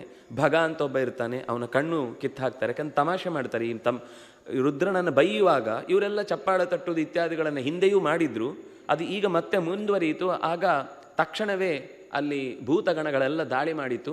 ಇದನ್ನು ಭೃಗು ರಕ್ಷೋಘ್ನ ಮಂತ್ರಗಳಿಂದ ಇಡೀ ಆ ಯಾಗದಲ್ಲಿ ಆಹುತಿಗಳನ್ನು ಕೊಟ್ಟು ಭೂತಗಣಗಳನ್ನು ಓಡಿಸಿದ. ನಾರದರು ಬಂದು ಕೈಲಾಸದಲ್ಲಿ ನಡೆದ ಸುದ್ದಿಯನ್ನು ತಿಳಿಸಿದ ತಕ್ಷಣ ತನ್ನ ಕೋಪದ ತುದಿಗೆ ಏರಿದವರು ಜಡೆಯನ್ನು ನೆಲಕ್ಕೆ ಬಡಿದು ಅಲ್ಲೇ ವೀರಭದ್ರ ತನ್ನ ಅಂಶವನ್ನೇ ಸೃಷ್ಟಿಸಿ ಆದೇಶ ಕೊಡ್ತಾರೆ, ಆ ದಕ್ಷನನ್ನು ನಾಶವಾಗುವಂತೆ ಹೊಡೆದು ಬಾ ಅಂತ. ಈಗ ಆದೇಶ ಬೇರೆ ಇತ್ತು. ಭೂತಗಳು ಮತ್ತಷ್ಟು ಜೋರಾದ ವೇಗದಲ್ಲಿ ಬಂದು ಸ್ವತಃ ವೀರಭದ್ರನೇ ಅವನ ತಲೆಯನ್ನು ಕತ್ತರಿಸಬೇಕು ಅಂತ ಕತ್ತಿಯಲ್ಲಿ ಹೊಡೆದ್ರೆ ಒಂದು ಚೂರು ಅವನ ಕತ್ತಿನ ಚರ್ಮ ಸೀಳುವುದಿಲ್ಲ. ಅವನಿಗೆ ಆಶ್ಚರ್ಯ ಆಗುತ್ತೆ. ಮೂಲ ರೂಪವನ್ನು ಸ್ಮರಣೆ ಮಾಡಿಕೊಳ್ತಾನೆ. ಆಗಲೂ ಕತ್ತಿಯನ್ನು ಎಷ್ಟು ಪ್ರಯೋಗ ಮಾಡಿದರೆ ಅದು ಏನೂ ಬದಲಾಗುವುದಿಲ್ಲ. ಕೊನೆಗೆ ಅವನು ಮಾನಸ ಯಜ್ಞವನ್ನು ಮಾಡಿ, ಆ ಮಾನಸ ಯಜ್ಞದಲ್ಲಿ ಪಶುವನ್ನು ಬಂಧ ಮಾಡುವುದು ಅಂತಿದೆ. ಯಜ್ಞದಲ್ಲಿ ಯಜ್ಞೇನ ಯಜ್ಞಮಯಜಂತ ದೇವಾಹ ಅಂತ ಹೇಳುವಾಗ ಅಲ್ಲಿ ಯಾಗದಲ್ಲಿ ಆಹುತಿ ಕೊಡುವುದು ಅಂದರೆ ಸುಮ್ಮನೆ ತುಪ್ಪ ಹಾಕೋದು ಅಂತ ನಮ್ಮ ತಲೆಯಲ್ಲಿರುವ ಕಲ್ಪನೆ. ವಸ್ತುತಃ ನಮ್ಮಲ್ಲಿರುವ ಪಶುತ್ವವನ್ನು ಬಿಡುವುದು ಅನ್ನೋದು ಪಶುಬಲಿ ಅಂತ. ಅದಕ್ಕೊಂದು ನೆಪ. ಅದಕ್ಕೆ ಪಿಷ್ಟ ಪಶು ಇತ್ಯಾದಿಗಳನ್ನು ಆಮೇಲೆ ಅದಕ್ಕೆ ಬದಲಾವಣೆಗಳನ್ನು ತಂದರು. ಆದರೆ ನಾವು ನಿಜವಾಗಿ ಅರ್ಪಿಸಬೇಕಾದದ್ದು ನಾನು, ನನ್ನದು. ಸ್ವಾಹ ಅನ್ನುವ ಶಬ್ದವು ಅದನ್ನೇ ಹೇಳುವುದು, ಸ್ವತ್ವಹಾನ, ನನ್ನತನವನ್ನು ಬಿಡುವುದು ಅಂತ ಅರ್ಥ. ನಾನು ಪರಾಧೀನ, ಭಗವಂತನಿಗೆ ಶರಣಾಗಬೇಕಾದ ಶರಣಾರ್ಥಿ ನಾನು ಅಂತನ್ನುವ ಎಚ್ಚರದಿಂದ ಇಲ್ಲದೆ ನಾನು ನಾನು ನಾನು ನಾನು ಅಂತ ಹಠದಿಂದ ಮಾಡಿದ ದಕ್ಷನ ಯಜ್ಞಕ್ಕೆ ಯಾವಾಗ ಮಾನಸ ಯಜ್ಞ ಮಾಡಿ ಭಗವಂತನಿಗೆ ನರಸಿಂಹ ಅಗ್ನಿಯಲ್ಲಿ ಇದನ್ನು ಹೋಮಿಸ್ತೇನೆ ಅಂತ ಚಿಂತಿಸಿದ್ನೋ ತಲೆ ಕಿತ್ತು ಯಜ್ಞಕ್ಕೆ ದಕ್ಷಿಣಾಗ್ನಿಗೆ ಅದು ಬಿದ್ದು ಹೋಯಿತು. ದಕ್ಷಿಣಾಗ್ನಿಗೆ ಬಿದ್ದು ಹೋದಾಗ ಹಾಹಾಕಾರ ಉಂಟಾಯಿತು. ಯಾಕೆಂದರೆ ಯಜ್ಞದಲ್ಲಿ ಯಜಮಾನ ನಾಶ ಆದ ಅಂತಂದರೆ ಆ ಯಾಗ ಅರ್ಧಕ್ಕೆ ಬಂತು ಅಂದರೆ ಅದು ದೊಡ್ಡ ಅನರ್ಥಕ್ಕೆ ಕಾರಣ ಆಗುತ್ತೆ, ಜಗತ್ತಿನಲ್ಲೂ ಲೋಕ ಅಹಿತಕ್ಕೆ ಕಾರಣವಾಗುತ್ತೆ. ಎಲ್ಲ ಯಜ್ಞ ಧ್ವಂಸ ಆಗಿ ಹೋಯಿತು. ಚತುರ್ಮುಖನಲ್ಲಿಗೆ ಎಲ್ಲ ಬೇಡಿಕೊಳ್ಳಿಕ್ಕೆ ಹೋದರು, ಹೀಗೆ ಯಾಗವೊಂದು ಹೀಗೆ ಅರೆಬರೆಯಾಗಿ ನಿಲ್ಲುವುದು ಸರಿಯಲ್ಲ, ಅದಕ್ಕೆ ನೀವು ಬಂದು ಏನಾದರೂ ಮಾತಾಡಬೇಕು ಅಂತ.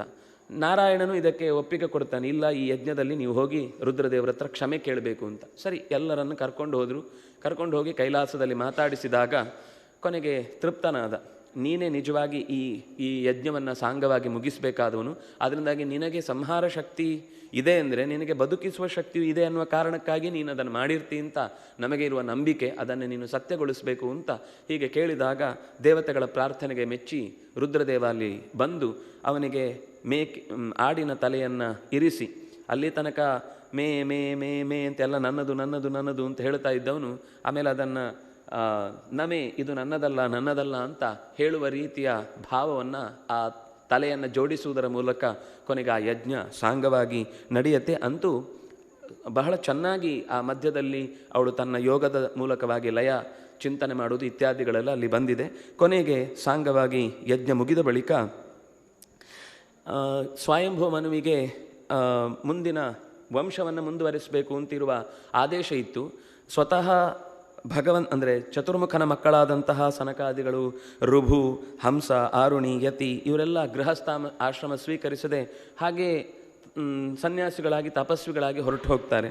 ಅದಕ್ಕೋಸ್ಕರ ಮುಂದೆ ಅದರ ಮಧ್ಯದಲ್ಲಿ ಒಬ್ಬ ಚತುರ್ಮುಖನಿಗೆ ಒಬ್ಬ ಅಧರ್ಮ ಅಂತ ಮಗ ಇರ್ತಾನೆ. ಈ ಅಧರ್ಮನಿಗೆ ಮೃಷಾ ಅನ್ನುವೊಬ್ಬಳು ಹೆಂಡತಿ ಇರ್ತಾಳೆ. ಇದು ಮತ್ತೆ ಎಲ್ಲ ನಾಮದ ಆಟಗಳು. ಈ ಮೃಷಾ ಅಂದರೆ ಸುಳ್ಳು ಅಂತ ಅರ್ಥ, ಅಧರ್ಮ ಅಂದರೆ ಅನ್ಯಾಯ ಅಂತ ಅರ್ಥ. ಈ ಅಧರ್ಮ ಮತ್ತು ಸುಳ್ಳು ಎರಡು ಸೇರಿದಾಗ ಅದರಲ್ಲಿ ಹುಟ್ಟಿದವರು ಡಂಭ, ಲೋಭ, ಕ್ರೋಧ, ಕಲಿ, ಭಯ, ಮೃತ್ಯು, ಯಾತನ ಮತ್ತು ನಿರಯ. ಇಷ್ಟು ಅಂಶಗಳು ಹುಟ್ಟುತ್ತವೆ. ಯಾವಾಗ ಅಧರ್ಮ ತಲೆ ಎತ್ತುತ್ತೋ, ಯಾವಾಗ ಅದರ ಜೊತೆಗೆ ಸುಳ್ಳು ಸೇರ್ಕೊಳ್ಳುತ್ತೋ, ಅಧರ್ಮ ಮಾಡಿದ ಮೇಲೆ ತಪ್ಪಾಯಿತು ಅಂತ ಒಪ್ಪಿಕೊಂಡ್ರೆ ಬೇರೆ, ಅಧರ್ಮ ಮಾಡಿಲ್ಲ ನಾನು ಮಾಡಿದ್ದೆ ಸರಿ ಅಂತ ಯಾವಾಗ ಅದರ ಮೇಲೆ ತಲೆ ಮೇಲೆ ಕುಟ್ಟಿ ಹೇಳುವುದುಂಟಲ್ಲ, ಸತ್ಯದ ತಲೆ ಮೇಲೆ ಹೊಡೆದಾಗೆ ಸುಳ್ಳು ಹೇಳುವುದು ಅಂತ, ಇದು ಎರಡೂ ಜೊತೆಯಾದಾಗ ಏನಾಗುತ್ತೆ ಅಂದರೆ ಡಂಭಾಚಾರ, ಅದರಿಂದ ನನಗೇ ಸಿಗಬೇಕು ಅನ್ನುವ ಲೋಭ, ಸಿಗದೇ ಇದ್ದಾಗ ಕ್ರೋಧ, ಅದಕ್ಕೋಸ್ಕರ ಹೋರಾಟ, ಆ ಹೋರಾಟ ನನ್ನಕ್ಕಿಂತ ಹೆಚ್ಚು ಶಕ್ತಿ ಇದ್ದವನು ನಾಳೆ ನನ್ನನ್ನು ಹೊಡೆದು ಹಾಕಿದರೆ ಅನ್ನುವ ಭಯ, ಈ ಭಯದಿಂದಾಗಿ ಸಾವು ಅಥವಾ ಯಾವುದಾದ್ರೂ ರೋಗ ರುಜಿನ, ಇದರಿಂದ ಯಾತನೆ, ಕೆಟ್ಟ ದುಃಖ, ಅದರ ಜೊತೆಗೆ ಕೊನೆಗೆ ನಿರಯ, ಕೆಟ್ಟ ತಮಸ್ಸಿಗೆ ಹೋಗಿ ಬೀಳುವಂತಹ ದುಸ್ಥಿತಿ. ಹೀಗೆ ಈ ರೀತಿಯಾದ ಒಂದು ಪರಂಪರೆ ಬಂತು. ಇದನ್ನು ಯಾರು ಮುಮುಕ್ಷುಗಳು ಅಂತಿದ್ದಾರೋ ಅವರು ಈ ಅಧರ್ಮದ ಸಂತತಿಯನ್ನು ಯಾವತ್ತೂ ಕೂಡ ಸೇವಿಸಬಾರದು, ಅಧರ್ಮದ ಸಂತತಿಯ ಕಡೆಗೆ ಅವನು ಯಾವತ್ತೂ ಮನಸ್ಸು ಮಾಡಬಾರದು ಅಂತ ಹೀಗೆ ಹೇಳಿ ಮುಂದೆ ಸ್ವಯಂಭುವನ ಮಕ್ಕಳಲ್ಲಿ ಹುಡುಗರ ವಂಶವನ್ನು ನಿರೂಪಿಸ್ತಾ ಅದರಲ್ಲಿ ಪ್ರಿಯವ್ರತ, ಉತ್ತಾನಪಾದ, ಪ್ರಿಯವ್ರತನ ಕಥೆ ಮತ್ತೆ ಮುಂದೆ ಬರುತ್ತೆ. ಉತ್ತಾನಪಾದನ ಕಥೆಯನ್ನು ಹೇಳ್ತಾ, ಉತ್ತಾನಪಾದನಿಗೆ ಇಬ್ಬರು ಮಕ್ಕಳು. ಈ ಕಥೆ ನಿಮಗೆ ಗೊತ್ತಿದೆ, ಅದರಿಂದಾಗಿ ಸ್ವಲ್ಪ ವೇಗವಾಗಿ ನಾನು ಮುಂದೆ ಹೋಗ್ತೇನೆ. ಸುರುಚಿ ಮತ್ತು ಸುನೀತಿ ಅಂತ ಇಬ್ಬರು ಹೆಂಡಂದಿರು.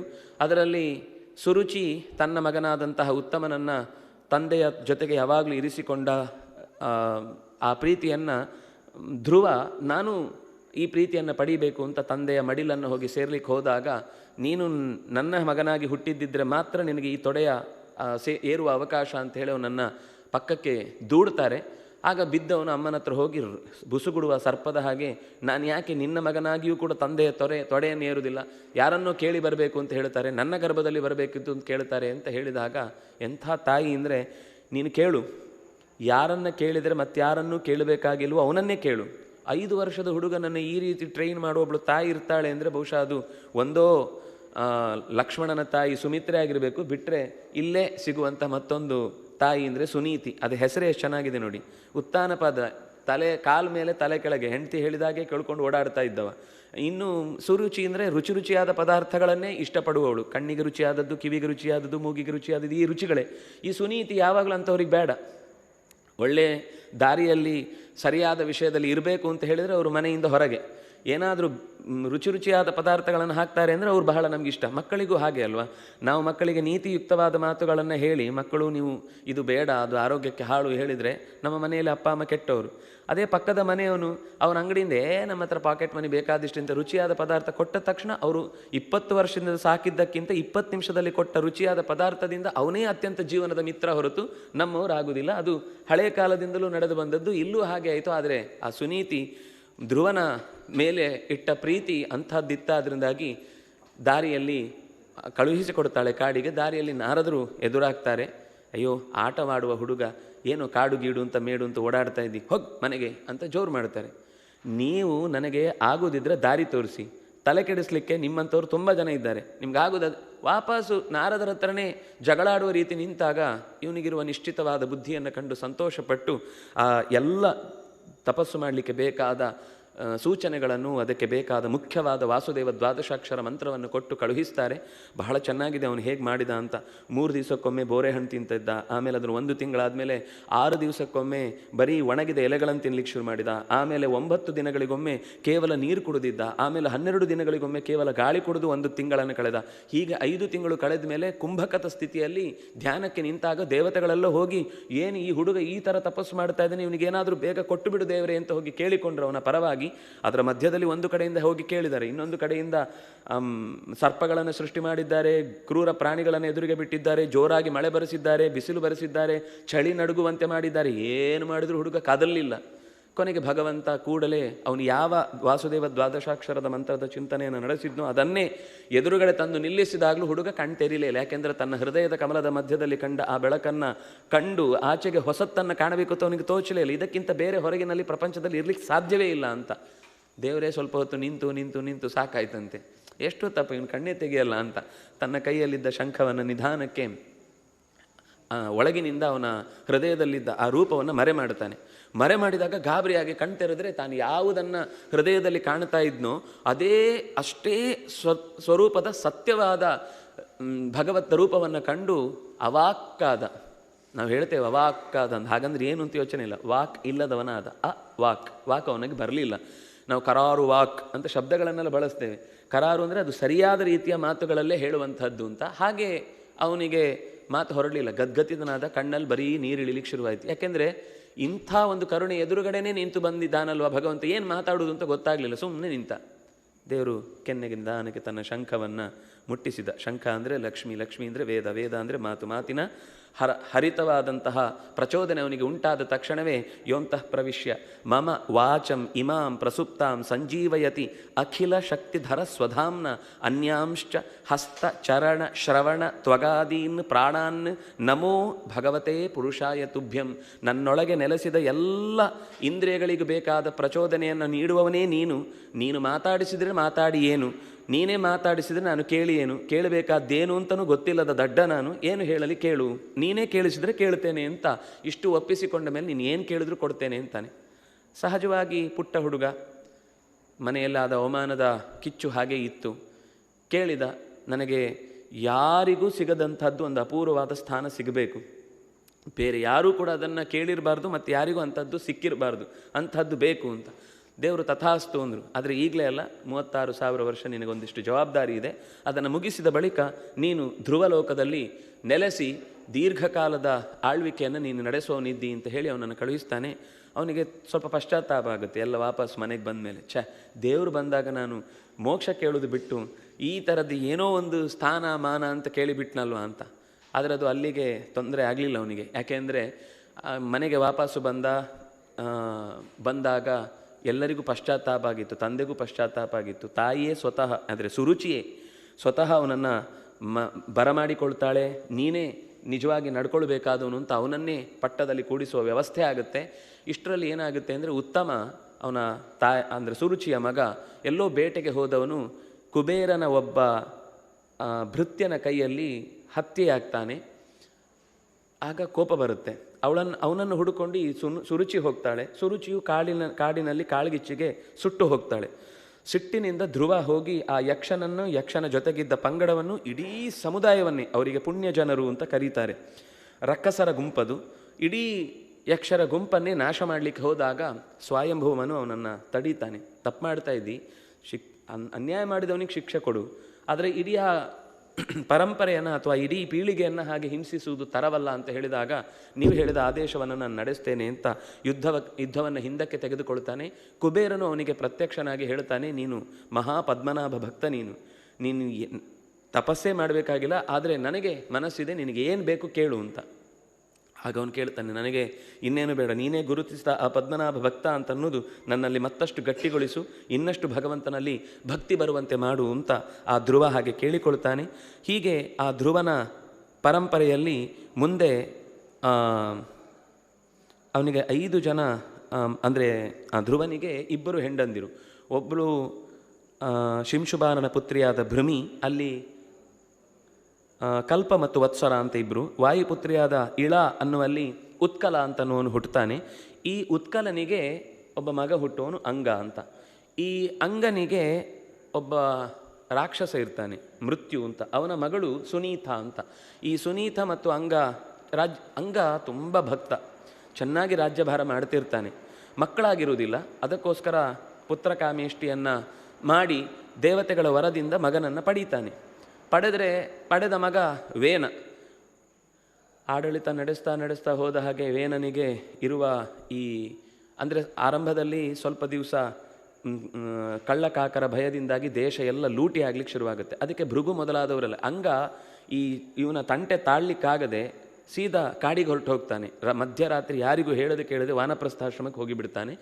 ಕೊನೆಗೆ ಒಬ್ಬ ರಾಜ ಬೇಕೇ ಬೇಕು ಅನ್ನೋದಕ್ಕೋಸ್ಕರ ವೇನನನ್ನು ಕೂಡಿಸ್ತಾರೆ. ಕೂಡಿಸಿದರೆ ಈ ಇರುವೆಗೆ ಪಾರುಪತ್ಯ ತೆಗೆದು ಚೇಳಿಗೆ ಕೊಟ್ಟ ಹಾಗಾಯಿತು. ಇರುವೆ ತೊಂದರೆ ಮಾಡುತ್ತೆ ಅಂತ ಎಲ್ಲ ಪಕ್ಕಕ್ಕೆ ಸರಿಸೋನು ಚೇಳಿ ಕೊಟ್ಟಾಗ ಮತ್ತೆ ಪ್ರತಿ ಕ್ಷಣವೂ ಕುಟುಕಿ ಕೊಲ್ಲುವ ಹಾಗೆ ಅಧಿಕಾರದಲ್ಲಿ ನಿಂತವನು ಅಕಸ್ಮಾತ್ ತಲೆ ಕೆಟ್ಟವನಾಗಿ ಬಿಟ್ಟರೆ ಏನಾಗುತ್ತೆ? ಯಾವಾಗಲೂ ನಾವು ಕನಿಷ್ಠ ಪಕ್ಷ ಒಳ್ಳೆಯ ರಾಜ ಒಳ್ಳೆಯ ದೇಶದಲ್ಲಿ ಇದ್ದರೆ ಮಾತ್ರ ನಾವು ಸುಖವಾಗಿ ಬದುಕಲಿಕ್ಕೆ ಸಾಧ್ಯ. ಹಾಗಾಗಿ ನಾವು ಒಳ್ಳೆಯ ರಾಜನನ್ನು ಆಯ್ಕೆ ಮಾಡಿಕೊಳ್ಬೇಕು, ಒಳ್ಳೆಯ ಪ್ರದೇಶದಲ್ಲಿ ನಾವು ವಾಸ ಮಾಡಬೇಕು. ಅಂದರೆ ರಾಜ ಚೆನ್ನಾಗಿದ್ದರೆ ದೇಶ ಚೆನ್ನಾಗಿರುತ್ತೆ, ದೇಶ ಚೆನ್ನಾಗಿದ್ದರೆ ನಮ್ಮ ಧರ್ಮ ಚೆನ್ನಾಗಿರುತ್ತೆ, ಧರ್ಮ ಚೆನ್ನಾಗಿದ್ದರೆ ನಮ್ಮ ಸಂಸ್ಕೃತಿಗಳನ್ನು ನಡೆಸ್ಕೊಳ್ಳಿಕ್ಕಾಗುತ್ತೆ, ಸಂಸ್ಕೃತಿ ಚೆನ್ನಾಗಿದ್ದರೆ ನಾವು ನೆಮ್ಮದಿಯಾಗಿರ್ಲಿಕ್ಕಾಗತ್ತೆ, ಅಂತರಂಗದ ಸಾಧನೆಯೂ ಸಾಧ್ಯವಾಗುತ್ತೆ. ಹಾಗಾಗಿ ಎಂಥ ರಾಜನನ್ನು ನಾವು ಆಯ್ಕೆ ಮಾಡ್ಕೊಂಡು ಬಿಟ್ವಿ ಅಂತ ತುಂಬ ಭೃಗುವಾದಿಗಳು ಬಂದು ಉಪದೇಶ ಮಾಡ್ತಾರೆ. ಇಲ್ಲಪ್ಪ, ಯಜ್ಞಪುರುಷ ಭಗವಂತನನ್ನು ಆರಾಧನೆ ಮಾಡಬೇಕು. ಯಾರು ಆ ವೇದಗಳನ್ನು ಚೆನ್ನಾಗಿ ಅಧ್ಯಯನ ಮಾಡ್ತಾರೋ ಅವರಿಗೆ ನೀನು ಬೆಂಗಾವಲಾಗಿ ನಿಲ್ಲಬೇಕು ಅಥವಾ ಅವರ ತಲೆಯನ್ನು ಕಡಿಯುವುದಲ್ಲ. ಅದೆಲ್ಲ ಆಗೋದಿಲ್ಲ, ನಾನೇ ದೇವರು, ಯಾರ್ಯಾರೋ ದೇವರು ಅಂತ ದೇವಸ್ಥಾನಗಳಲ್ಲಿ ಪೂಜೆ ಮಾಡುವಾಗಿಲ್ಲ, ಯಜ್ಞದಲ್ಲಿ ಆಹುತಿ ಕೊಡೋದು ವೇನಾಯ ಸ್ವಾಹನೆ, ಇನ್ಯಾರಿಗೂ ಕೊಡಲಿಕ್ಕಿಲ್ಲ ಅಂತ. ಅಂದರೆ ಒಂದು ರೀತಿ ಹಿರಣ್ಯಕಶಿಪುವಿನ ಅಪರಾವತಾರ. ಇನ್ನೊಂದು, ಎಲ್ಲ ಧರ್ಮಾತೀತವಾದ ಜಗತ್ತು ಇರಬೇಕು ಅಂತ ಎಲ್ಲ ಧರ್ಮಗಳ ಬಗ್ಗೆ ತಿಳಿದರೆ ಅದು ಧರ್ಮಾತೀತ, ಇದು ಧರ್ಮಹೀನ ಜಗತ್ತು, ಧರ್ಮವೇ ಇರಬಾರದು ಅಂತ ಅನ್ನುವ ರೀತಿಯಲ್ಲಿ ಅವನ ಆಳ್ವಿಕೆ ಬಂದಾಗ ಸಿಟ್ಟುಗೊಂಡಂತಹ ಭೃಗ್ವಾದಿಗಳು ಅವನನ್ನು ತನ್ನ ಹುಂಕಾರದಿಂದಲೇ ಸುಟ್ಟು ತೆಗೀತಾರೆ.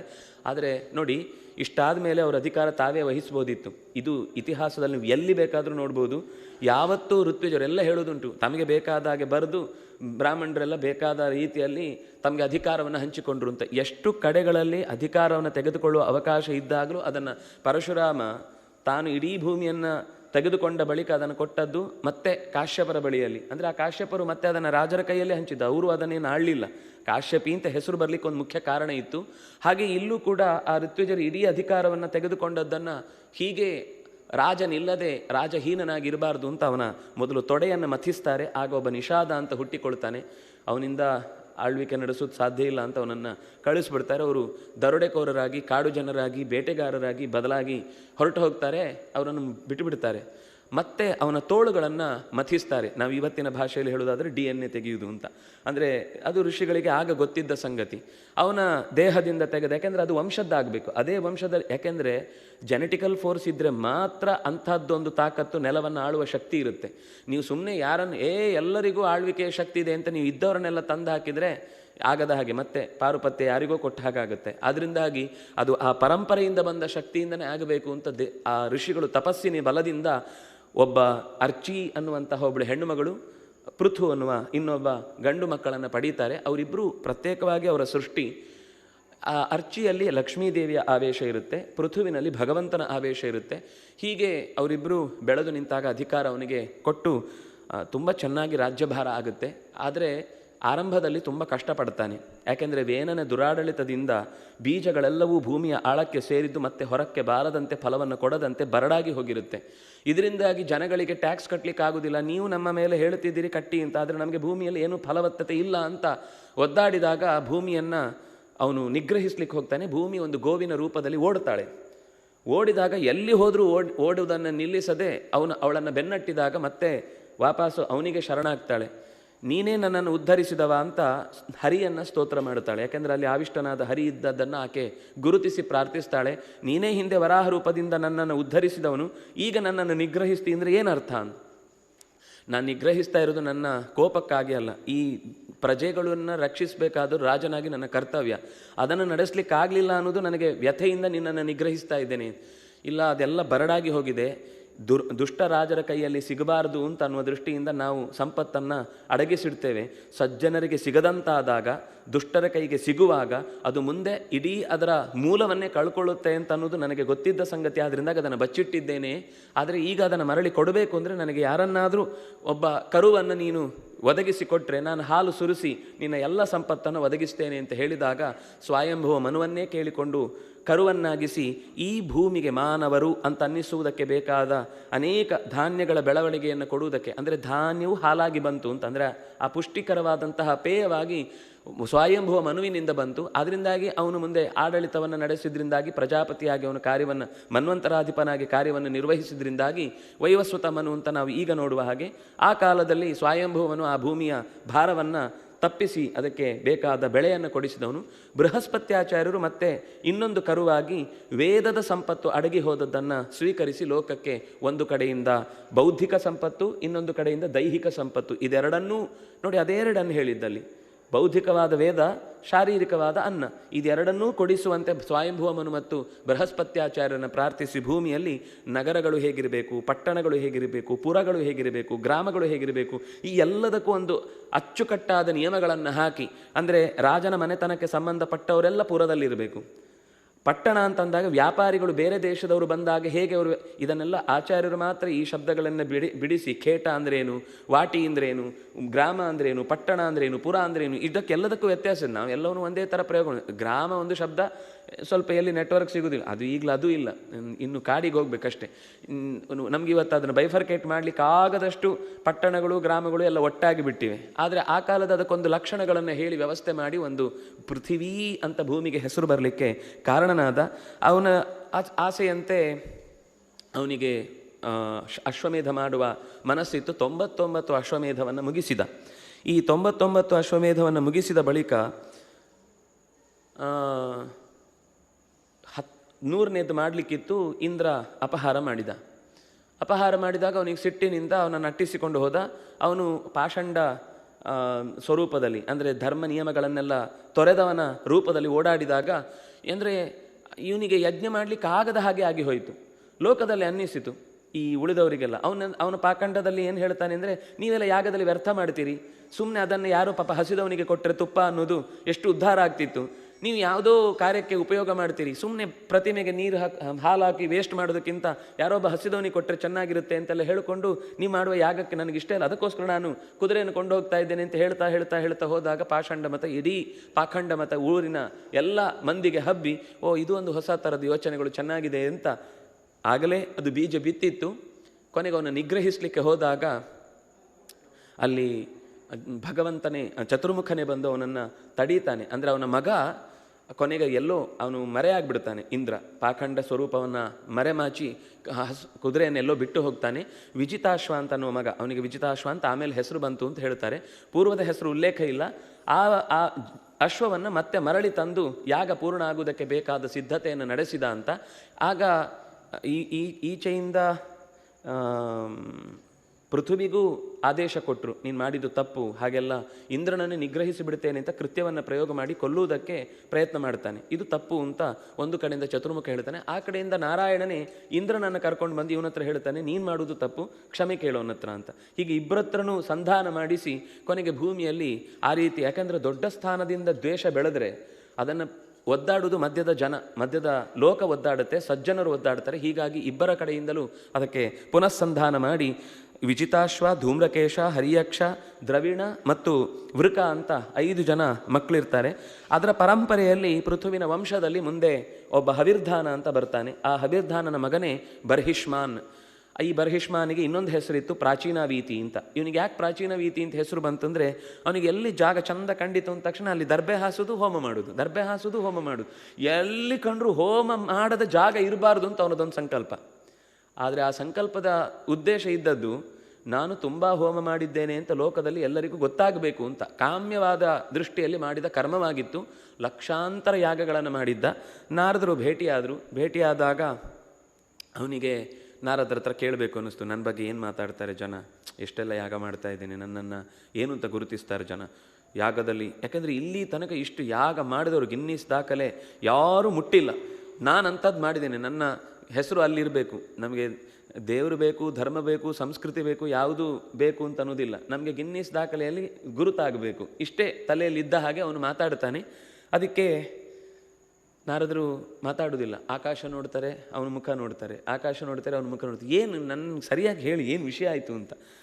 ನೀನು ಎಷ್ಟು ಇಲ್ಲಿ ತನಕ ಲಕ್ಷ ಲಕ್ಷ ಯಾಗಗಳಲ್ಲಿ ಆಡುಗಳನ್ನು ಬಲಿ ಕೊಟ್ಟಿದೆಯೋ ಅದು ನೀನು ಕಾಮ್ಯ ಉದ್ದೇಶದಿಂದ ಮಾಡಿದ್ದಾದ್ರಿಂದ ನೋಡಲ್ಲಿ ಆಕಾಶ ಅಂತ ತೋರಿಸಿದರೆ ಲಕ್ಷಾಂತರ ಆಡುಗಳು ಅವನ ಕಡೆಗೆ ಕೆಂಗಣ್ಣು ಬಿರಿದುಕೊಂಡು ತಲೆಯನ್ನು ಕೆಳಕ್ಕೆ ಹಾಕಿಕೊಂಡು ನೆತ್ತರು ಜೋಲುವ ಮೋರೆಯನ್ನು, ಯಾವಾಗ ನಾವು ಮನುಷ್ಯರಾಗ್ತೇವೆ, ನೀನು ಯಾವಾಗ ಆಡಾಗ್ತಿ, ನಾವು ಯಾವಾಗ ನಿನ್ನನ್ನು ಕಟ್ಟು ಮಾಡಿ ನಾವು ನಮ್ಮ ಬೇಕಾದ ಆಹಾರವನ್ನು ಸ್ವೀಕರಿಸ್ತೇವೆ ಅಂತ ಕಾಯ್ತಾ ಇದ್ದಾರೆ ಅಂತ. ಎದೆ ಒಡೆದೋಯ್ತು ಒಂದು. ನಾನು ಮಾಡಿದ್ದು ಯಾಗ ಎಂಥ ಪುಣ್ಯಕರ್ಮ, ಎಂಥ ಎತ್ತರದ ಕರ್ಮ ಅಂತ ಅಂದ್ಕೊಂಡ್ರೆ ಇಷ್ಟು ಸರ್ತಿ ಹುಟ್ಟಬೇಕು ಬರ್ಲಿಕ್ಕ. ಈಗ ಅದು ಒಂದಲ್ಲ, ಒಂದಕ್ಕೆ ಪ್ರತ್ಯೇಕ ಸರ್ತಿ ಹುಟ್ಟು ಬರಬೇಕಲ್ವ. ಹಾಗಾಗಿ ಎಷ್ಟೋ ಸರ್ತಿ ದಾರಿಯಲ್ಲಿ ಹೋಗುವಾಗ ನಾಯಿಯನ್ನು ಎಳ್ಕೊಂಡು ಹೋಗೋರು ನೋಡುದು ನಾನು. ಅದು ಹಿಂದೆ ಯಾವತ್ತೋ ಒಂದು ದಿವಸ ಯಜಮಾನನಾಗಿ ನಾಯಿಯನ್ನು ಎಳ್ಕೊಂಡು ಹೋಗ್ತಾ ಇದ್ದ, ಈಗ ಅವನು ನಾಯಿಯಾಗಿ ಇವನು ಯಜಮಾನ ಎಳ್ಕೊಂಡು ಹೋಗ್ತಾ ಇದ್ದಾನೆ ಅಂತ. ಅಂದರೆ ನಮಗೆ ಕರ್ಮ ಅನ್ನೋದು ಪ್ರತಿಕ್ರಿಯೆಯನ್ನು ಯಾವಾಗಲೂ ಕೊಡ್ತಾ ಇರುತ್ತೆ. ನಾವು ಯಾವತ್ತೂ ಕೂಡ ತಪ್ಪಿಯೂ ಕೂಡ ಅಸಂಗತವಾದ, ಯಾಕೆಂದರೆ ನಮಗೆ ಹಿಂದೆ ಎಲ್ಲ ದನ ಮೇಯಿಸೋರು ಅಂದರೆ ಗ್ರೇಟು, ಈಗ ನಾಯಿ ಮೇಯಿಸೋರು ಅಂದರೆ ಗ್ರೇಟು ಅಂತ ಅನ್ನೋ ಸ್ಥಿತಿಗೆ ಬಂದು ನಿಂತಿದೆ. ಅದರಿಂದ ಕರ್ಮ ಯಾವತ್ತಿದ್ರೂ ಕೂಡ ರಿಟರ್ನ್ ಹೊಡೆಯುತ್ತೆ. ಅದರಿಂದಾಗಿ ನಮ್ಗೆ ಯಾವುದನ್ನು ಮಾಡಬೇಕು ಅಂತ ಹೇಳಿದ್ರೆ ಅದನ್ನು ಮಾತ್ರ ಮಾಡಬೇಕು ಹೊರತು ಯಾವುದನ್ನು ಪ್ರೀತಿಸಬಾರ್ದು ಅಂತ ನಾನು ಹೇಳ್ತಾ ಇಲ್ಲ, ಸಾಕಬಾರ್ದು ಅಂತ ನಾನು ಹೇಳ್ತಾ ಇಲ್ಲ. ಯಾರು ಸಾಕಬೇಕು ಅವರು ಸಾಕ್ಕೊಳ್ತಾರೆ, ಯಾರು ಪ್ರೀತಿಸಬೇಕು ಅವ್ರು ಪ್ರೀತಿಸ್ತಾರೆ. ಆದರೆ ಯಾವುದನ್ನು ಮಾಡಬಾರ್ದು ಅಂತನೋ ನಿಯಮ ಸ್ಪಷ್ಟವಾಗಿರುತ್ತೋ ಅಂಥದ್ದನ್ನು ನಾವು ಮಾಡಿದಷ್ಟು ಪ್ರತಿಯಾಗಿ ನಾವು ಅದಕ್ಕೋಸ್ಕರ ಒಂದು ಜನ್ಮ ಎತ್ತಿ ಕಳೀಬೇಕಾಗುತ್ತೆ ಕಾಲ. ಕೊನೆಗೆ ಅವನಿಗೆ ಹಾಗಾದರೆ ಇದರಿಂದ ನನಗೆ ಪರಿಹಾರ ಏನು ಅಂದರೆ, ಭಗವಂತನೇ ನೆಲಿನಿಲ್ಲ, ಅದಕ್ಕೊಂದು ಚಂದದ ಕಥೆಯನ್ನು ಹೇಳ್ತೇನೆ ಅಂತ ಹೇಳಿ ಒಂದು ಸುಂದರವಾದ ಕಥೆ ಹೇಳ್ತಾನೆ. ಪುರಂಜನ ಅಂತ ಒಬ್ಬ ರಾಜ ಇದ್ದ. ಅವನಿಗೊಬ್ಬ ಒಳ್ಳೆ ಗೆಳೆಯ ಇದ್ದ. ಅವನು ನಿಲ್ತಿದ್ದ, ಕೂತ್ರೆ ಕೂತ, ಅಂದರೆ ಅವನ ಜೊತೆಗೇನೆ ಎಲ್ಲ ಸಹಾಯ ಮಾಡಬೇಕು. ನಿನಗೇನು ಅವನೇನಾದರೂ ಬೇಕು ಅಂತ ಅಂದ್ಕೊಳ್ಳೋಗಿ ಅವ್ನು ತಂದು ಕೊಡ್ತಿದ್ದ. ಅವನು ಎಲ್ಲಿವರೆಗೆ ಅಂದರೆ ಉಸಿರಾಡಬೇಕು ಅಂದರೂ ಅವನು ಸಹಾಯ ಮಾಡ್ತಿದ್ದ ಅನ್ನುವಷ್ಟು. ಅಂದರೆ ಅದನ್ನು ಹೇಳುವಾಗ ಒಂದು ಶರೀರದಲ್ಲಿ ಎರಡು ಪ್ರಾಣ ಅಂತಿದ್ದ ಹಾಗೆ, ಇಬ್ಬರು ಒಟ್ಟಿಗೆ ಒಂದೇ ಶರೀರದಲ್ಲಿ ಇದ್ದಾರೆ ಅನ್ನುವಷ್ಟು ಆತ್ಮೀಯ. ಅವನ ಹೆಸರು ಗೊತ್ತಿಲ್ಲದವನು ಅಂತ, ಅವಿಜ್ಞಾತ ಅಂತ ಅವನ ಹೆಸರು. ಅವರಿಬ್ಬರು ಒಟ್ಟಿಗೆ ಇರ್ತಾರೆ. ಆದರೆ ಅವನು ಎಷ್ಟು ಸಹಾಯ ಮಾಡಿದ್ರು ಒಂದು ದಿವಸ ಅವನನ್ನು ಕರೆದು, ನೀನು ನನಗೆ ಸಹಾಯ ಮಾಡಿದ್ದಿ, ನಿನ್ನಿಂದ ತುಂಬ ಉಪಕಾರ ಆಯಿತು ಅಂತ ಹೇಳ್ತಿರ್ಲಿಲ್ಲ. ಮತ್ತು ಅವನನ್ನು ಲೆಕ್ಕಕ್ಕೆ ತೊಗೊಳ್ತಿರಲಿಲ್ಲ. ಎಲ್ಲಿಯಾದರೂ ಹೋದಾಗ ಅವನನ್ನು, ಈ ಸಾಮಾನ್ಯ ನಮ್ಮನ್ನು ಕರ್ಕೊಂಡು ಬಂದವರನ್ನು ವಾಹನದಲ್ಲಿ ಯಾರಾದರೂ ಚಾಲಕರಿದ್ದರೆ ಅವರನ್ನು ಮರ್ತೇ ಬಿಡೋದು. ಅವ್ರ ಪಾಪ ಎಲ್ಲಿ ತಿಂತಾರೋ ಏನು ಮಾಡ್ತಾರೋ ನಾವು ಅವರನ್ನು ಲೆಕ್ಕಕ್ಕೆ ತೊಗೊಳ್ಳೋದಿಲ್ಲ. ಹಾಗೆ ಇವನು ಅವನನ್ನು ಒಂದು ಡ್ರೈವರ್ ಥರ, ಅವನು ಎಲ್ಲೋ ಹೊರಗೇ ಇರ್ತಾನೆ, ಅವನು ನೋಡುವುದೇ ಇಲ್ಲ. ಆದರೂ ಅವನು ಸಿಟ್ಟು ಮಾಡ್ಕೊಳ್ತಿರ್ಲಿಲ್ಲ. ನನಗೆ ಅವನ ಬಗ್ಗೆ ಜೊತೆಗೆ ಯಾವಾಗಲೂ ಇರಬೇಕು ಅಂತ ಒಟ್ಟಿಗೆ ಬರ್ತಿದ್ದ. ಅವನಿಗೆ ಈ ಓಡಾಡ್ತಾ ನಾನು ಒಂದು ಒಳ್ಳೆ ಜಾಗದಲ್ಲಿ ನೆಲೆ ಊರಬೇಕು ಅಂತ ಅವನು ಹುಡುಕಾಟ ನಡೆಸ್ತಾ ಹೋಗ್ತಾನೆ. ಒಂದು ಹಿಮಾಲಯದ ತಪ್ಪಲಿನಿಂದ ಕೆಳಭಾಗಕ್ಕೆ ಒಂದು ಭಾರತ ಅಂತ ದೇಶ ಸಿಗುತ್ತೆ ಅವನಿಗೆ. ಆ ದೇಶಕ್ಕೆ ಬರ್ತಾನೆ. ಬಂದಾಗ ಅಲ್ಲೊಂದು ಅವನಿಗೆ ಒಳ್ಳೆಯ ಊರು ಸಿಗುತ್ತೆ. ಎಂಥ ಊರು ಅಂದರೆ ಸಮೃದ್ಧವಾದ ಊರು. ನಾವು ಈ ಮನೆಗಳನ್ನು ಇವತ್ತೆಲ್ಲ ತಗೊಳ್ಳುವಾಗ ಫುಲ್ ಫ್ಲೆಡ್ಜ್ ಅಂತ ಎಲ್ಲ ಅದರಲ್ಲಿ ಈಗಲೇ ಸಿದ್ಧ ಇರುತ್ತೆ. ನೀವು ಅರಿಶಿನ ಕುಂಕುಮ ಇಟ್ಕೊಂಡು ಒಳಗೆ ಹೋದರೆ ಆಯ್ತು, ಎಲ್ಲ ಅಲ್ಲೇ ಇರುತ್ತೆ. ಪಾತ್ರೆ, ಪರಡಿ, ಅಡಿಗೆ ಮನೆಗೆ ಬೇಕಾದ ಗ್ಯಾಸು ಎಲ್ಲ ರೆಡಿ ಇರುತ್ತೆ. ಹೆಂಡತಿ ಮಕ್ಕಳು ಒಂದು ಬಹುಶಃ ಕೊಡಲಿಕ್ಕಿಲ್ಲ, ಬಿಟ್ಟರೆ ಎಲ್ಲವನ್ನು ಒಟ್ಟಿಗೆ ರೆಡಿ ಮಾಡಿ ಇಟ್ಟಿರ್ತಾರೆ. ಅಂಥದ್ದೊಂದು ಮನೆ ಸಿಗುತ್ತೆ ಅವನಿಗೆ. ಖುಷಿಯಾಗುತ್ತೆ. ಎಂಥ ಬಾಗಿಲು, ಎಂಥ ಮನೆ, ಎಂಥ ಕಿಟಕಿಗಳು, ಎಂಥ ಬಣ್ಣ, ಎಂಥ ಆಕೃತಿ, ಎಲ್ಲ ನೋಡ್ಲಿಕ್ಕೆ ಚೆನ್ನಾಗಿರುತ್ತೆ. ಪೂರ್ವದಲ್ಲಿ ಪ್ರಧಾನವಾದ 5 ಬಾಗಿಲುಗಳಿರ್ತವೆ. ಉತ್ತರಕ್ಕೆ ಮತ್ತು ದಕ್ಷಿಣಕ್ಕೊಂದು ಮಹಾಬಾಗಿಲುಗಳಿರ್ತವೆ. ಇನ್ನು ಆ ಇಡೀ ಒಂದು ಬೆಟ್ಟದ ಹಾಗೆ ಒಂದು ಆ ಅರಮನೆ ಇರುತ್ತೆ. ಅದರ ಬುಡದಲ್ಲಿ 2 ಬಾಗಿಲುಗಳಿರ್ತವೆ. ಇದು ರಹಸ್ಯವಾಗಿ ತಪ್ಪಿಸಿಕೊಳ್ಳಿಕ್ಕೆ ಬೇಕಾದ ಅಂಶ ಅಂತ ಅನ್ನುವ ಹಾಗೆ ಆ ಇಡೀ ಪಟ್ಟಣ ಇರುತ್ತೆ. ಅಲ್ಲಿ ಈಗಾಗಲೇ ಒಬ್ಬಳು ಪುರಂಜನಿ ಅಂತ ಅನ್ನೋಳೊಬ್ಬಳು ರಾಣಿ ಇರ್ತಾಳೆ. ಅವಳು ಯಾವಾಗಲೂ ಓಡಾಡುವಾಗ ಅವಳ ಹಿಂದೆ ಒಂದು ಸರ್ಪ ಇರುತ್ತೆ, ಅದು ಯಾವಾಗಲೂ ಅವಳನ್ನು ರಕ್ಷಿಸ್ತಾ ಇರುತ್ತೆ. ಆ 5 ಹೆಡೆಯ ಸರ್ಪ ಅವಳ ಜೊತೆಗೆ ಇದ್ದು ಓಡಾಡುವಾಗ ಅವಳ ಜೊತೆಗೆ ಇನ್ನು ಸಬಾರ್ಡಿನೇಟ್ಗಳು 10 ಜನ, 5 ಜನ ಈ ಕಡೆ 5 ಜನ ಈ ಕಡೆ, ಅದರ ಜೊತೆಗೆ ಒಬ್ಬ ಮುಖ್ಯ ನಾಯಕ ಇರ್ತಾನೆ. ಅವನು ಹೇಳಿದ ಹಾಗೆ ಈ ಕಡೆ 5 ಜನ ನಿಲ್ಲಿ ಅಂದರೆ ನಿಲ್ಲಬೇಕು, ಕೂಡಿ ಅಂದರೆ ಕೂಡಬೇಕು, ಆ ರೀತಿ ನೋಡ್ಕೊಳ್ಳೋರು ಇರ್ತಾರೆ. ಇವನಿಗೆ ಅವಳನ್ನು ನೋಡಿದ ತಕ್ಷಣ ಆಸೆ ಆಯಿತು. ರಾಜ್ಯನೂ ಸಿಗುತ್ತೆ, ಹುಡುಗಿನೂ ಸಿಗ್ತಾಳೆ, ಚಾನ್ಸು ಅಂತ ಹೇಳಿ ಅವಳನ್ನು ಪ್ರೇಮ ನಿವೇದಿಸಿದ, ಪ್ರಪೋಸಲ್ ಇಟ್ಟ. ಅವಳು ತಕ್ಷಣ ಒಪ್ಪಿಕೊಂಡ್ಳು. ಇವನಿಗೆ ಇಷ್ಟ ಆಯಿತು. ಗಾಂಧರ್ವ ವಿವಾಹದಿಂದ ಮದುವೆ ಆದರು. ಮದುವೆ ಆಗಿ ಅಲ್ಲೇ ಉಳಿದು ಬಿಟ್ಟ. ತನ್ನ ಸ್ವಂತ ಸಂಪಾದನೆಯಿಂದ ಗೆಲ್ಲಬೇಕು ಅಂತ ಯೋಚನೆ ಬರಲಿಲ್ಲ. ಈಗ ಇದೆಯಲ್ವ, ಇದನ್ನು ಮಜಾ ಮಾಡೋಣ ಅಂತ ಅಲ್ಲೇ ಇದ್ದು ಬಿಟ್ಟ. ಆದರೆ ಆ ಬಾಗಿಲಿನಲ್ಲಿ ಹೋಗಲಿಕ್ಕೆ ಅವನಿಗೆ ಯಾವ್ಯಾವ ಬಾಗಿಲಿನಲ್ಲಿ ಹೋಗಲಿಕ್ಕೆ ಯಾವಾಗಲೂ ಅವಳೇ ನಿರ್ಧಾರ ಮಾಡಿದಂತಹ ಒಂದಿಷ್ಟು ಜನ ಇರ್ತಿದ್ರು. ಇಬ್ಬರಿಬ್ಬರು ಮಿತ್ರರು ಹೋಗಬೇಕಾದ ಪ್ರದೇಶವನ್ನು ಅವಳೇ ಡಿಸೈಡ್ ಮಾಡೋದು. ಇವನು ಹೊರಗೆ ಹೋಗಬೇಕು ಅಂದರೆ ಒಂದೊಂದು ಬಾಗಿಲಿನಿಂದ ಒಂದೊಂದು ಆ ಬಾಗಿಲಿಗಳಿಗೆ ಏನೇನೋ ಹೆಸರು ಹೇಳ್ತಾರೆ. ನಳಿನಿ, ನಾಳಿನಿ, ರಸಜ್ಞ, ಸುಪರ್ಣ ಅಂತ ಈ ಥರ ಒಂದಿಷ್ಟು ಹೆಸರುಗಳಿವೆ. ಬಹಳ ಚೆನ್ನಾಗಿದೆ. ಅದನ್ನು ಪ್ರತ್ಯೇಕವಾಗಿ ನೋಡಿದರೆ ಒಂದು ಆಶ್ಚರ್ಯಕರ ಸಂಗತಿ, ಎಷ್ಟು ಪೂರ್ವ ಸಿದ್ಧತೆಗಳೊಂದಿಗೆ ಆ ಕಥೆಯನ್ನು ನಿರೂಪಣೆ ಮಾಡಿದ್ದಾರೆ ಅಂತ. ಅಂದರೆ ಇದು ನಾವು ಇವತ್ತು 2 ಡೈಮೆನ್ಷನ್ ಹೇಳ್ತೇವೆ, ಇದು 100 ಡೈಮೆನ್ಷನ್ಗಳಲ್ಲಿ ತೆರ್ಕೊಳ್ಳುವ ಕಥೆ. ಸರಿ, ಒಳಗಿನಿಂದ ಆ ಹೊರಗೆ ಹೋಗುವ ದಾರಿಯಲ್ಲೆಲ್ಲ ಇವಳದ್ದೇ ಕಂಟ್ರೋಲು. ಇವಳು ಹೇಳಿದರೆ ಕೇಳ್ತಾವೆ, ಇವ್ರು ಬೇಡ ಅಂತಂದರೆ ಹೋಗಲಿಕ್ಕಿಲ್ಲ ಅವತ್ತು. ಆ ರೀತಿ ತಿರುಗಾಡಿ ಒಂದು ಸರ್ತಿ ಬೇಟೆಗೆ ಹೋಗಬೇಕು ಅಂತ ಅನಿಸುತ್ತೆ. ಈ ಬೇಟೆಗೆ ಅಂತ ಹೊರಕ್ಕೆ ಹೋದಾಗ ಅಲ್ಲಿ ತನಕ ಸುಖವಾಗಿ ಇಲ್ಲೇ ಇದ್ದವನಿಗೆ ಆ ಹೊರಗಿನ ಪ್ರಪಂಚದ ಜೊತೆಗೆ ಸೆಣಸ್ಲಿಕ್ಕೆ ಅವನಿಗೆ ಸ್ವಲ್ಪ ಕಷ್ಟ ಆಗುತ್ತೆ. ಅಲ್ಲಿ ಅವನನ್ನು ಒಬ್ಬ ಕಾಲ ಅಂತ ಒಬ್ಬ ಅವನ ಮೇಲೆ ದಾಳಿ ಮಾಡ್ತಾನೆ. ದಾಳಿ ಮಾಡಿದ್ರೆ ಹೆದರಿಕೊಂಡು ವಾಪಸ್ ಇಲ್ಲಿ ಬಂದುಬಿಡ್ತಾನೆ. ಆದರೆ ಅಷ್ಟಕ್ಕೆ ಅದು ಮುಗಿಯೋದಿಲ್ಲ. ಇಡೀ ಅಲ್ಲೊಬ್ಬಳು ರಾಕ್ಷಸಿ ಬರ್ತಾಳೆ. ರಾಕ್ಷಸಿ ಬಂದು ಎಲ್ಲರ ಹತ್ರ ಹೋಗೋದು, ನನ್ನನ್ನು ಮದುವೆ ಆಗ್ತೀಯಾ ಅಂತ ಕೇಳೋದು. ಅವಳು ನೋಡಲಿಕ್ಕೆ ಬಹಳ ವಿಕಾರವಾಗಿರ್ತಾಳೆ.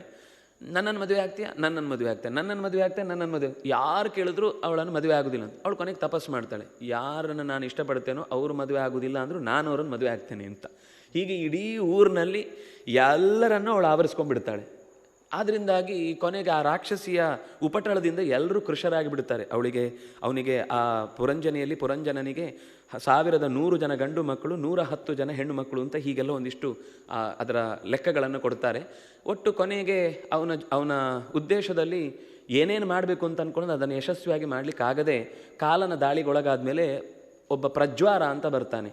ಅವನು ಬಂದ ಮೇಲೆ ಆ ಜ್ವರ ಬಂದು ಹೋಗುತ್ತೆ ಅವನಿಗೆ. ಆಮೇಲೆ ನಡಿಲಿಕ್ಕಾಗೋದಿಲ್ಲ, ಮೊದಲಿನ ಥರ ಓಡಲಿಕ್ಕಾಗಲ್ಲ, ಮೊದಲಿನ ಥರ ನಿಲ್ಲಿಕ್ಕಾಗಲ್ಲ, ಮೊದಲಿನ ಥರ ಕೂಡ್ಲಿಕ್ಕಾಗಲ್ಲ. ಆಗಲ್ಲ ಎಷ್ಟು ಓಡಾಡ್ತಿದ್ವಿ, ಆಗ ಹಿಂದಿನ ಚಪಲ ಆಗದ್ದೇ ನೆನೆಸ್ಕೊಂಡು ಖುಷಿ ಪಡೋದು ಆಗೋಗುತ್ತೆ. ಆಮೇಲೆ ನಿಧಾನಕ್ಕೆ ಇನ್ನೊಬ್ಬ ದಾಳಿ ಮಾಡ್ತಾನೆ, ಯವನ ಭಯ ಅಂತ. ಮತ್ತು ಕೊನೆಗೊಬ್ಬ ದಾಳಿ ಮಾಡಿದವ ಮೃತ್ಯು ಇಡೀ ಪಟ್ಟಣವನ್ನು ಧ್ವಂಸ ಮಾಡಿ ಬಿಡ್ತಾನೆ. ಆ ಗಂಧರ್ವ ಅವನ ಹತ್ರ ಒಂದು ದೊಡ್ಡ ಸೈನ್ಯ ಇರುತ್ತೆ.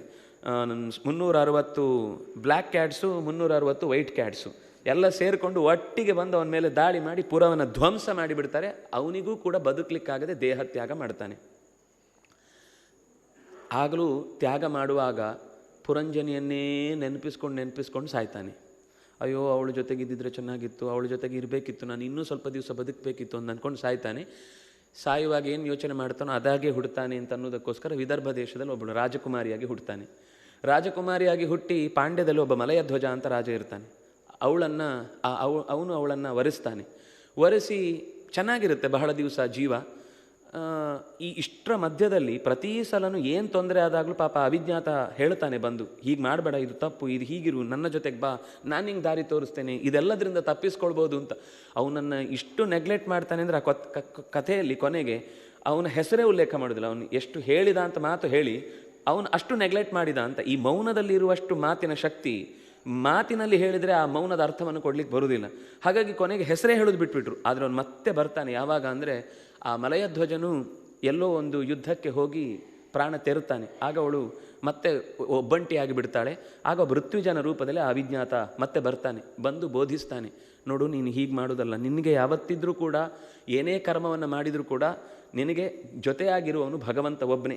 ಅವನನ್ನು ನೀನು ಆರಾಧಿಸದೆ ಉಳಿದ ಎಷ್ಟೇ ಕರ್ತವ್ಯಗಳನ್ನು, ಎಷ್ಟೇ ದೊಡ್ಡ ರಾಜ್ಯವನ್ನು ಸಂಪಾದಿಸಿದರೂ ಕೂಡ ಅದು ಪೂರ್ಣವಾದ ಯಶಸ್ಸಿಗೆ ಕಾರಣ ಆಗುವುದಿಲ್ಲ ಅಂತ ಇಷ್ಟು ಹೇಳಿದ ಮೇಲೆ ಅವನಿಗೆ ಸಮಾಧಾನ ಆಗುತ್ತೆ. ಅವನು ಭಗವಂತನನ್ನು ಚಿಂತಿಸ್ತಾ ಅವಿಜ್ಞಾತನನ್ನು ಸಖನನ್ನಾಗಿ ಸ್ವೀಕರಿಸಿ ಉದ್ಧಾರ ಆಗ್ತಾನೆ ಅಂತ ಅಷ್ಟು ಕಥೆ ಅಲ್ಲಿಗೆ ಮುಗಿಯುತ್ತೆ. ನೀನು ನಿಜವಾಗಿ ಹೆಣ್ಣಲ್ಲ, ನೀನು ಪುರಂಜನ, ನೀನು ಗಂಡು, ನಿನಗೆ ಇರಬೇಕಾದ ಸಾಧನೆ ಈ ಕ್ರಮದಲ್ಲಿ ಇರಬೇಕಿತ್ತು, ನೀನೊಂದು ಯೋಚನೆ ಮಾಡಿದ ಕ್ರಮದಲ್ಲೇ ಹೆಣ್ಣಾಗಿ ಈಗ ಹುಟ್ಟಿದ್ದು ಅಂತ ಹೇಳಿ ಅವನ ಮೂಲ ಸ್ವರೂಪವನ್ನು ನೆನಪಿಸಿ ಅವನು ಉದ್ಧಾರದ ದಾರಿಯನ್ನು ತೋರ್ತಾನೆ ಅಂತ.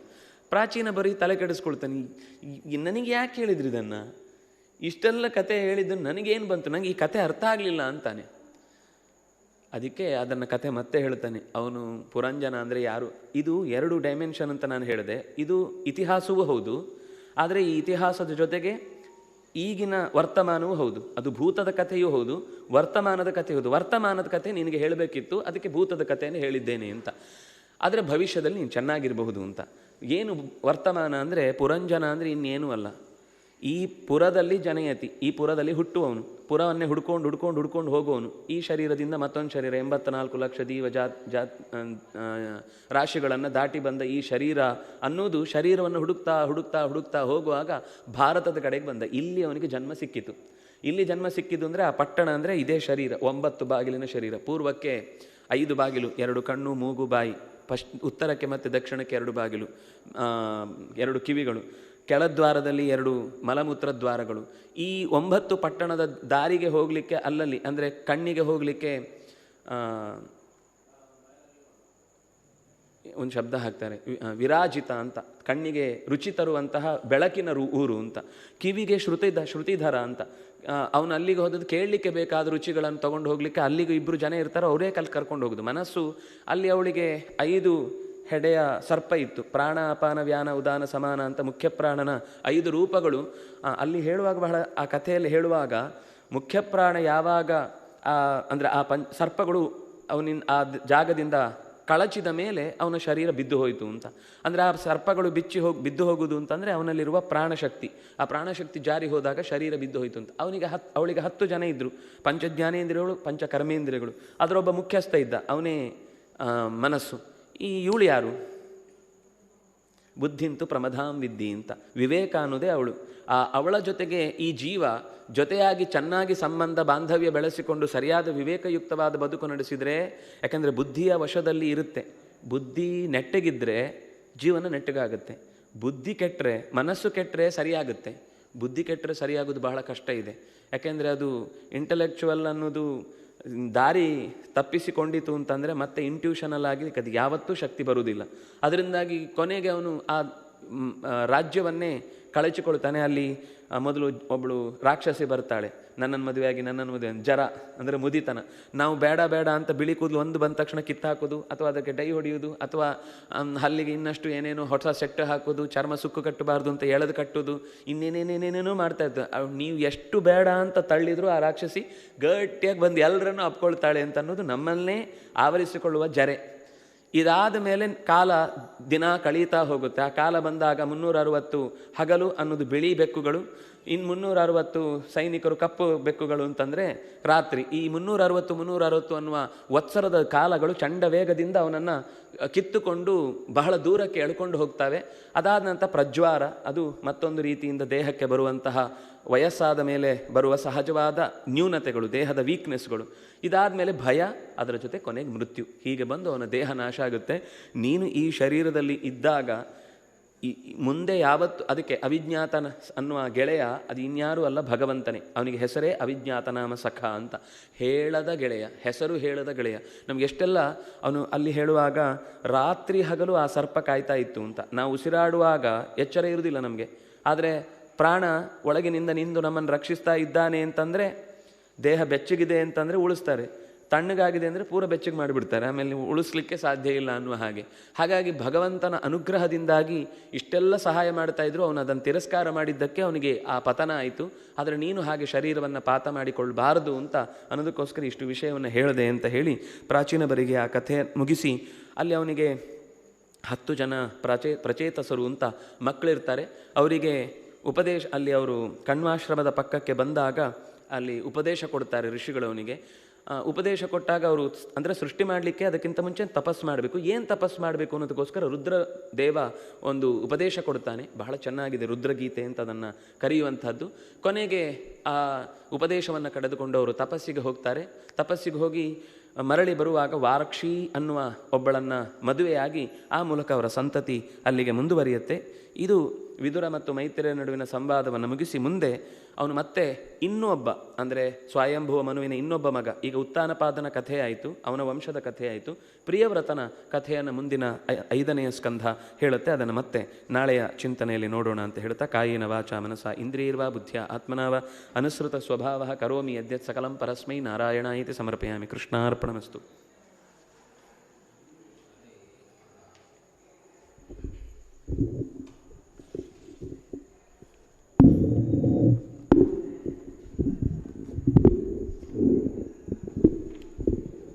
ಶ್ರೀ ಗುರುಭ್ಯೋ ನಮಃ. ಹರಿ ಓಂ.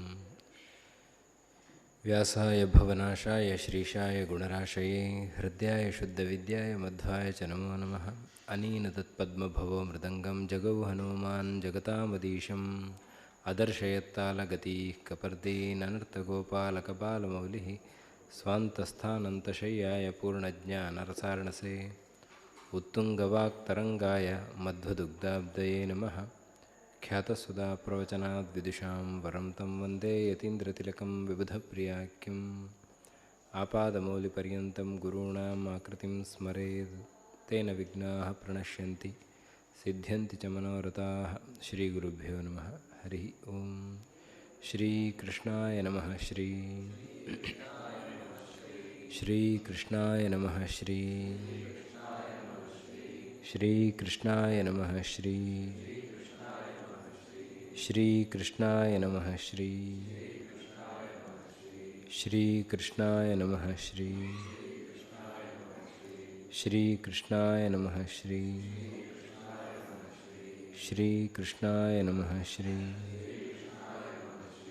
ಶ್ರೀ ಕೃಷ್ಣಾಯ ನಮಃ.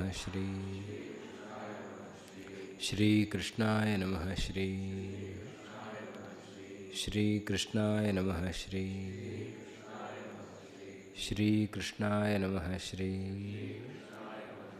ಶ್ರೀ ಕೃಷ್ಣಾರ್ಪಣಮಸ್ತು. ಹರೇ ರಾಮ ರಾಮ ರಾಮ ಹರೇ ಹರೇ.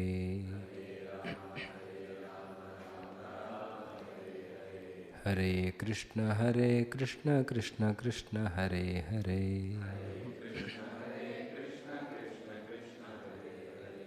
ಶ್ರೀ ಗುರುಭ್ಯೋ ನಮಃ. ಹರಿ ಓಂ. ಶ್ಲೋಕಾರ್ಧಂ ಶ್ಲೋಕಪಾದಂ ವಾ ನಿತ್ಯಂ ಭಾಗವತೋದ್ಭವಂ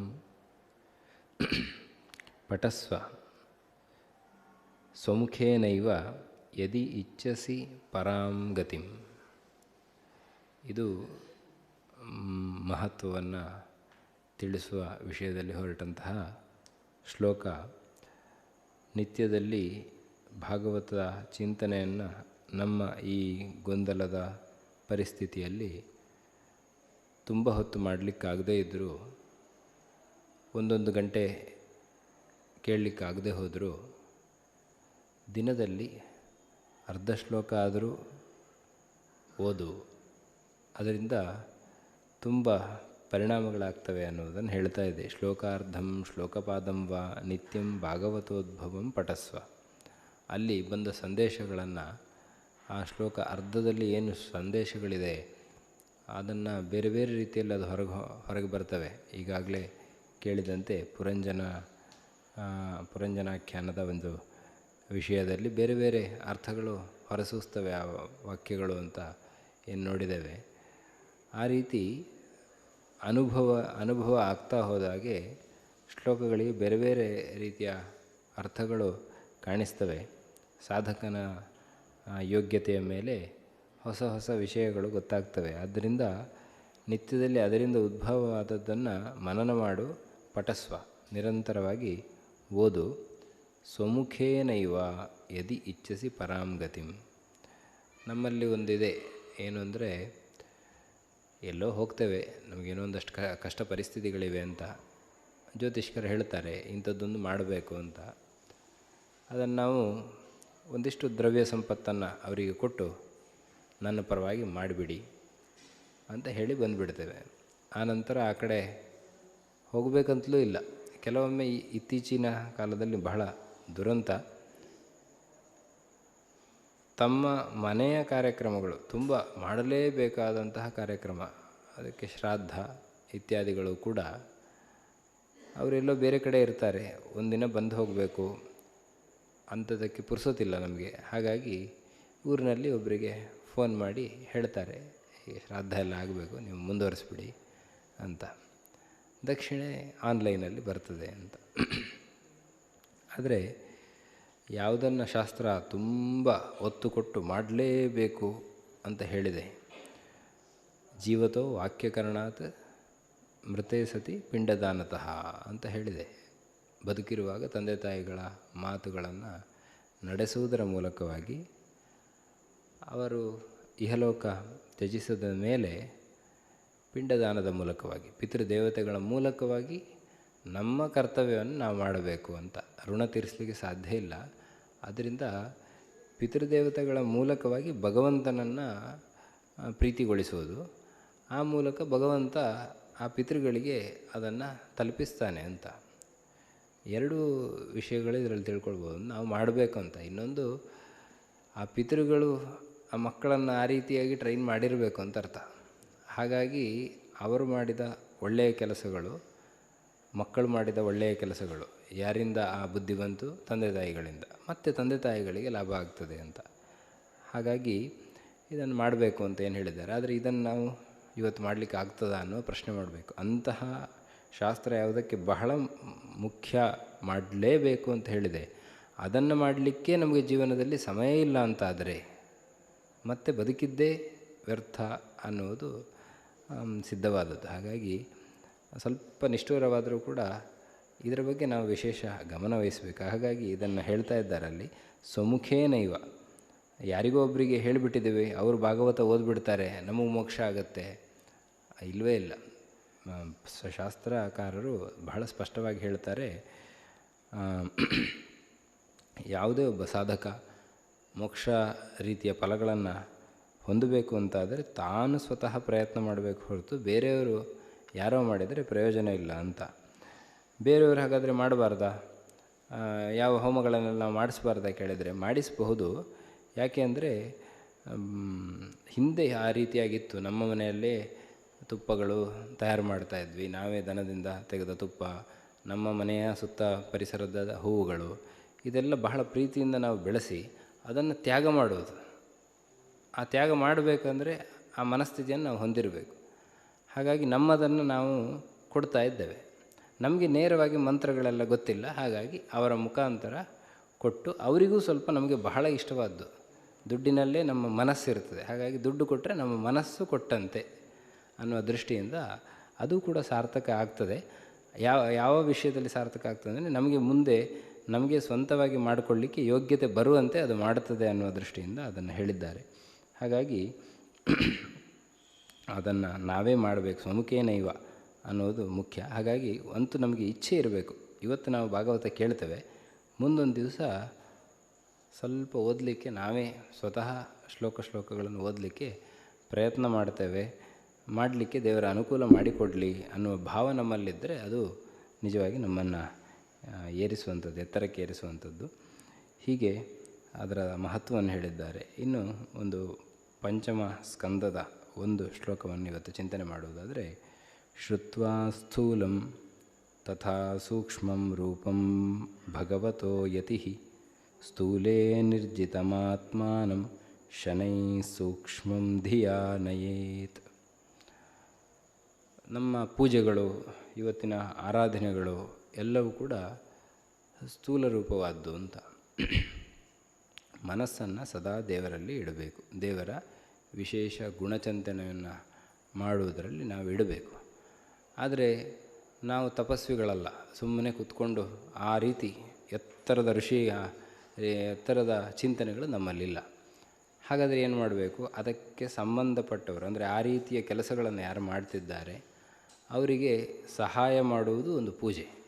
ನಿಧಾನವಾಗಿ ಆ ಕ್ರಿಯೆಯಿಂದ, ಆ ಕರ್ಮದಿಂದ ಸ್ವಲ್ಪ ನಮಗೆ ಅಂಟು ಬರ್ತದೆ, ಆ ವಿಷಯಗಳಲ್ಲಿ ತಿಳುವಳಿಕೆ ಬರ್ತದೆ, ಮನಸ್ಸಿಗೆ ರುಚಿ ಹುಟ್ಟುತ್ತದೆ.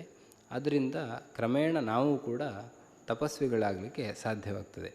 ಈ ಎರಡರಲ್ಲಿ ಋಷಿ ಧ್ಯಾನ ಮಾಡ್ತಿದ್ದಾನೆ, ಋಷಿಗೆ ಬೇಕಾದ ಸಹಾಯವನ್ನು ಮಾಡುವ ಒಬ್ಬ ವ್ಯಕ್ತಿ ಇದ್ದಾನೆ. ಯಾವುದು ಸ್ಥೂಲ ಅಂತ ಹೇಳಿದರೆ, ಈ ಹೊರಗಡೆ ಕಾರ್ಯಗಳನ್ನೆಲ್ಲ ಮಾಡಿ ಅವನಿಗೆ ತಂದು ಕೊಟ್ಟು ಎಲ್ಲ ಏನೆಲ್ಲ ಮಾಡಿ ಅದೊಂದು ಸ್ಥೂಲ ಕರ್ಮಗಳು ಅಂತ ಹೇಳ್ಬೋದು. ಆ ಕರ್ಮದಿಂದ ಸಾಕ್ಷಾತ್ತಾಗಿ ದೇವರು ಸಿಗುವುದಿಲ್ಲ, ಆದರೆ ಪರಂಪರೆಯಿಂದ ನಿಧಾನಕ್ಕೆ ನಾವು ಎತ್ತರಕ್ಕೆ ಹೋಗ್ಲಿಕ್ಕೆ ಸಾಧ್ಯ.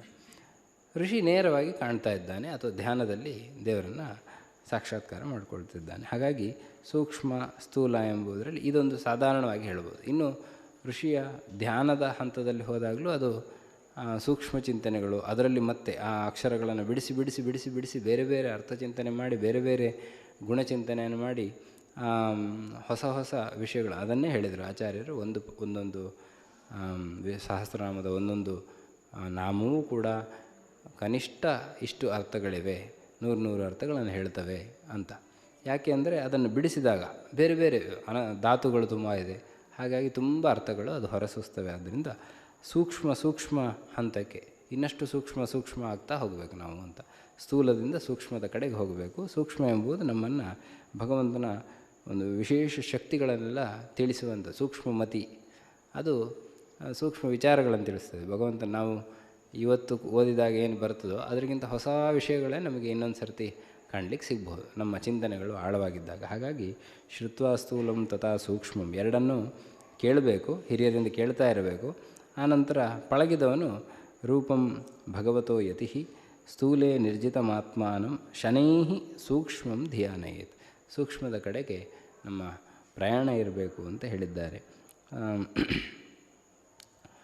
ತುಂಬ ಆಸ್ತಿಕನ ಹುಟ್ಟು ಆಗುವಾಗ ಜರತ್ಕಾರು ಮತ್ತು ಜರತ್ಕಾರು ಇಬ್ಬರ ವಿವಾಹ ಆಗಿರ್ತದೆ, ಮಹಾಭಾರತದ ಕಥೆ.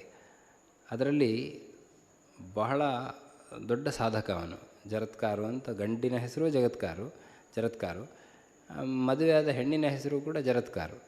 ಹಾಗಾಗಿ ಅಲ್ಲಿ ಗಂಡು ಹೆಣ್ಣು ಅಂತ ಹೇಳಿದರೆ ಸುಲಭ ಆಗಿಬಿಡುತ್ತೆ. ಗಂಡು ದೊಡ್ಡ ತಪಸ್ವಿ, ಭಗವಂತನ ಸೂಕ್ಷ್ಮ ಚಿಂತನೆಗಳನ್ನು ಮಾಡುವವನು, ಆ ರೂಪಗಳ ಚಿಂತನೆಯನ್ನು ಮಾಡುವವನು. ಎಷ್ಟರ ಮಟ್ಟಿಗೆ ಅವನ ಸಾಮರ್ಥ್ಯ ಇತ್ತು ಅಂದರೆ ಅವನು ತಪಸ್ಸಿನಲ್ಲಿ ತೊಡಗ್ತಾನೆ, ಹೆಂಡತಿ ಎಲ್ಲ ಬೇಕಾದ ಸಹಾಯವನ್ನು ಮಾಡ್ತಾ ಇರ್ತಾಳೆ. ಯಾವತ್ತೋ ಒಂದು ದಿವಸ ಸಮಯ ಆಯಿತು ನಿಮ್ಮ ಅನುಷ್ಠಾನಕ್ಕೆ ಅಂತ ಅಷ್ಟೇ ಹೇಳಿದ್ದು. ಅವನು ಹೇಳಿರ್ತಾನೆ ಏನೂ ಅವನಿಗೆ ತೊಂದರೆ ಮಾಡಬಾರ್ದು ಅಂತ. ಅದು ಅವನಿಗೆ ತೊಂದರೆ ಆಗಿಬಿಡತ್ತೆ. ಹಾಗಾಗಿ ಅವನಿಗೆ ಸಿಟ್ಟು ಬರ್ತದೆ. ಸಿಟ್ಟು ಬಂದು ನಾನು ಹೋಗ್ತೇನೆ, ನಂದೇನು ಕೆಲಸ ಮುಗೀತು, ನೀನು ನನಗೆ ಅಡ್ಡಿ ಮಾಡಿದಿ ಅಂತ ಎದ್ದು ಹೊರಡ್ತಾನೆ. ಆವಾಗ ಅವಳು ಹೇಳ್ತಾಳೆ, ಅಲ್ಲ ನಾವು ಸಂತತಿ ಬೇಕು, ಅದಕ್ಕೋಸ್ಕರವೇ ಹಿರಿಯರು ಇದೆಲ್ಲ ವ್ಯವಸ್ಥೆಗಳಾಗಿದೆ. ಹಾಗಾಗಿ ನಮ್ಮ ಪರಂಪರೆ ಉಳಿಯಬೇಕು, ಅದಕ್ಕೆ ಆಸ್ತಿಕ ಒಬ್ಬ ಬರಬೇಕು. ಅದಕ್ಕೋಸ್ಕರವೇ ಆಸ್ತಿಕ ಅಂತ ಆಮೇಲೆ ಹೆಸರು ಬಂದದ್ದು. ಅದಕ್ಕೋಸ್ಕರವೇ ಈ ಎಲ್ಲ ಘಟನೆಗಳು ನಡೆದಿದೆ. ನೀನೀಗ ಹೋಗಿಬಿಟ್ರೆ ಹೇಗೆ ಅಂತ ಅಷ್ಟು ಪ್ರಶ್ನೆ ಕೇಳ್ತಾರೆ. ಅವನು ಹೇಳ್ತಾನೆ ಅಸ್ತಿ ಅಂತ ಹೇಳಿ ಹೋಗಿಬಿಡ್ತಾನೆ ಅಷ್ಟೇ. ಅವನ ತಪಸ್ಸಷ್ಟೇ. ಅದರಿಂದ ಅಸ್ತಿ ಅಂತ ಹೇಳಿದ್ದ, ಅದರಿಂದ ಆಸ್ತಿಕ ಬಂದುಬಿಟ್ಟ. ಅಂದರೆ ಅವನಿಗೆ ಗೊತ್ತು ಅಷ್ಟು ಅವನು ಭಗವದ್ಧ್ಯಾನ ಮತ್ತು ಅಷ್ಟು ಎತ್ತರದಲ್ಲಿದ್ದವನು. ಹಾಗೆ ಅಸ್ತಿ ಅಂತ ಹೇಳಿದ, ಅಲ್ಲಿ ಅಸ್ತಿ ಇದೆ, ಮಗು ಮತ್ತೆ ಆಸ್ತಿಕನಾಗಿ ಬೆಳೀತಾನೆ. ಹಾಗಾಗಿ ಸೂಕ್ಷ್ಮ ಚಿಂತನೆ ಮಾಡುವವರು ಜಗತ್ತನ್ನೇ ಒಂದು ಕಡೆ ಎಲ್ಲೋ ಕೂತ್ಕೊಂಡು ನಿಯಂತ್ರಣ ಮಾಡುವಷ್ಟರ ಮಟ್ಟಿಗೆ ಅವರ ಸಾಮರ್ಥ್ಯ ಇರ್ತದೆ. ಹಾಗಾಗಿ ಎಲ್ಲರ ಮನಸ್ಸುಗಳ ಮೇಲೆ ಅವರ ಹಿಡಿತ ಇರ್ತದೆ. ಹಾಗಾಗಿ ಕೆಲವರು ಹೇಳೋದುಂಟು, ನಾವೆಲ್ಲ ಈ ಸಾಧನೆಗಳು ಮಾಡ್ತಾ ಇದ್ದೇವೆ, ಏನಾಗ್ತಿದೆ ಗೊತ್ತಿಲ್ಲ, ನನ್ನ ಕೈಯಲ್ಲಿ ಯಾವುದೂ ಇಲ್ಲ, ದೇವರು ನನ್ನಿಂದ ಮಾಡಿಸ್ತಿದ್ದಾನೆ ಅಂತ. ಅದು ಬಹಳ ಸತ್ಯವಾದ ಮಾತು.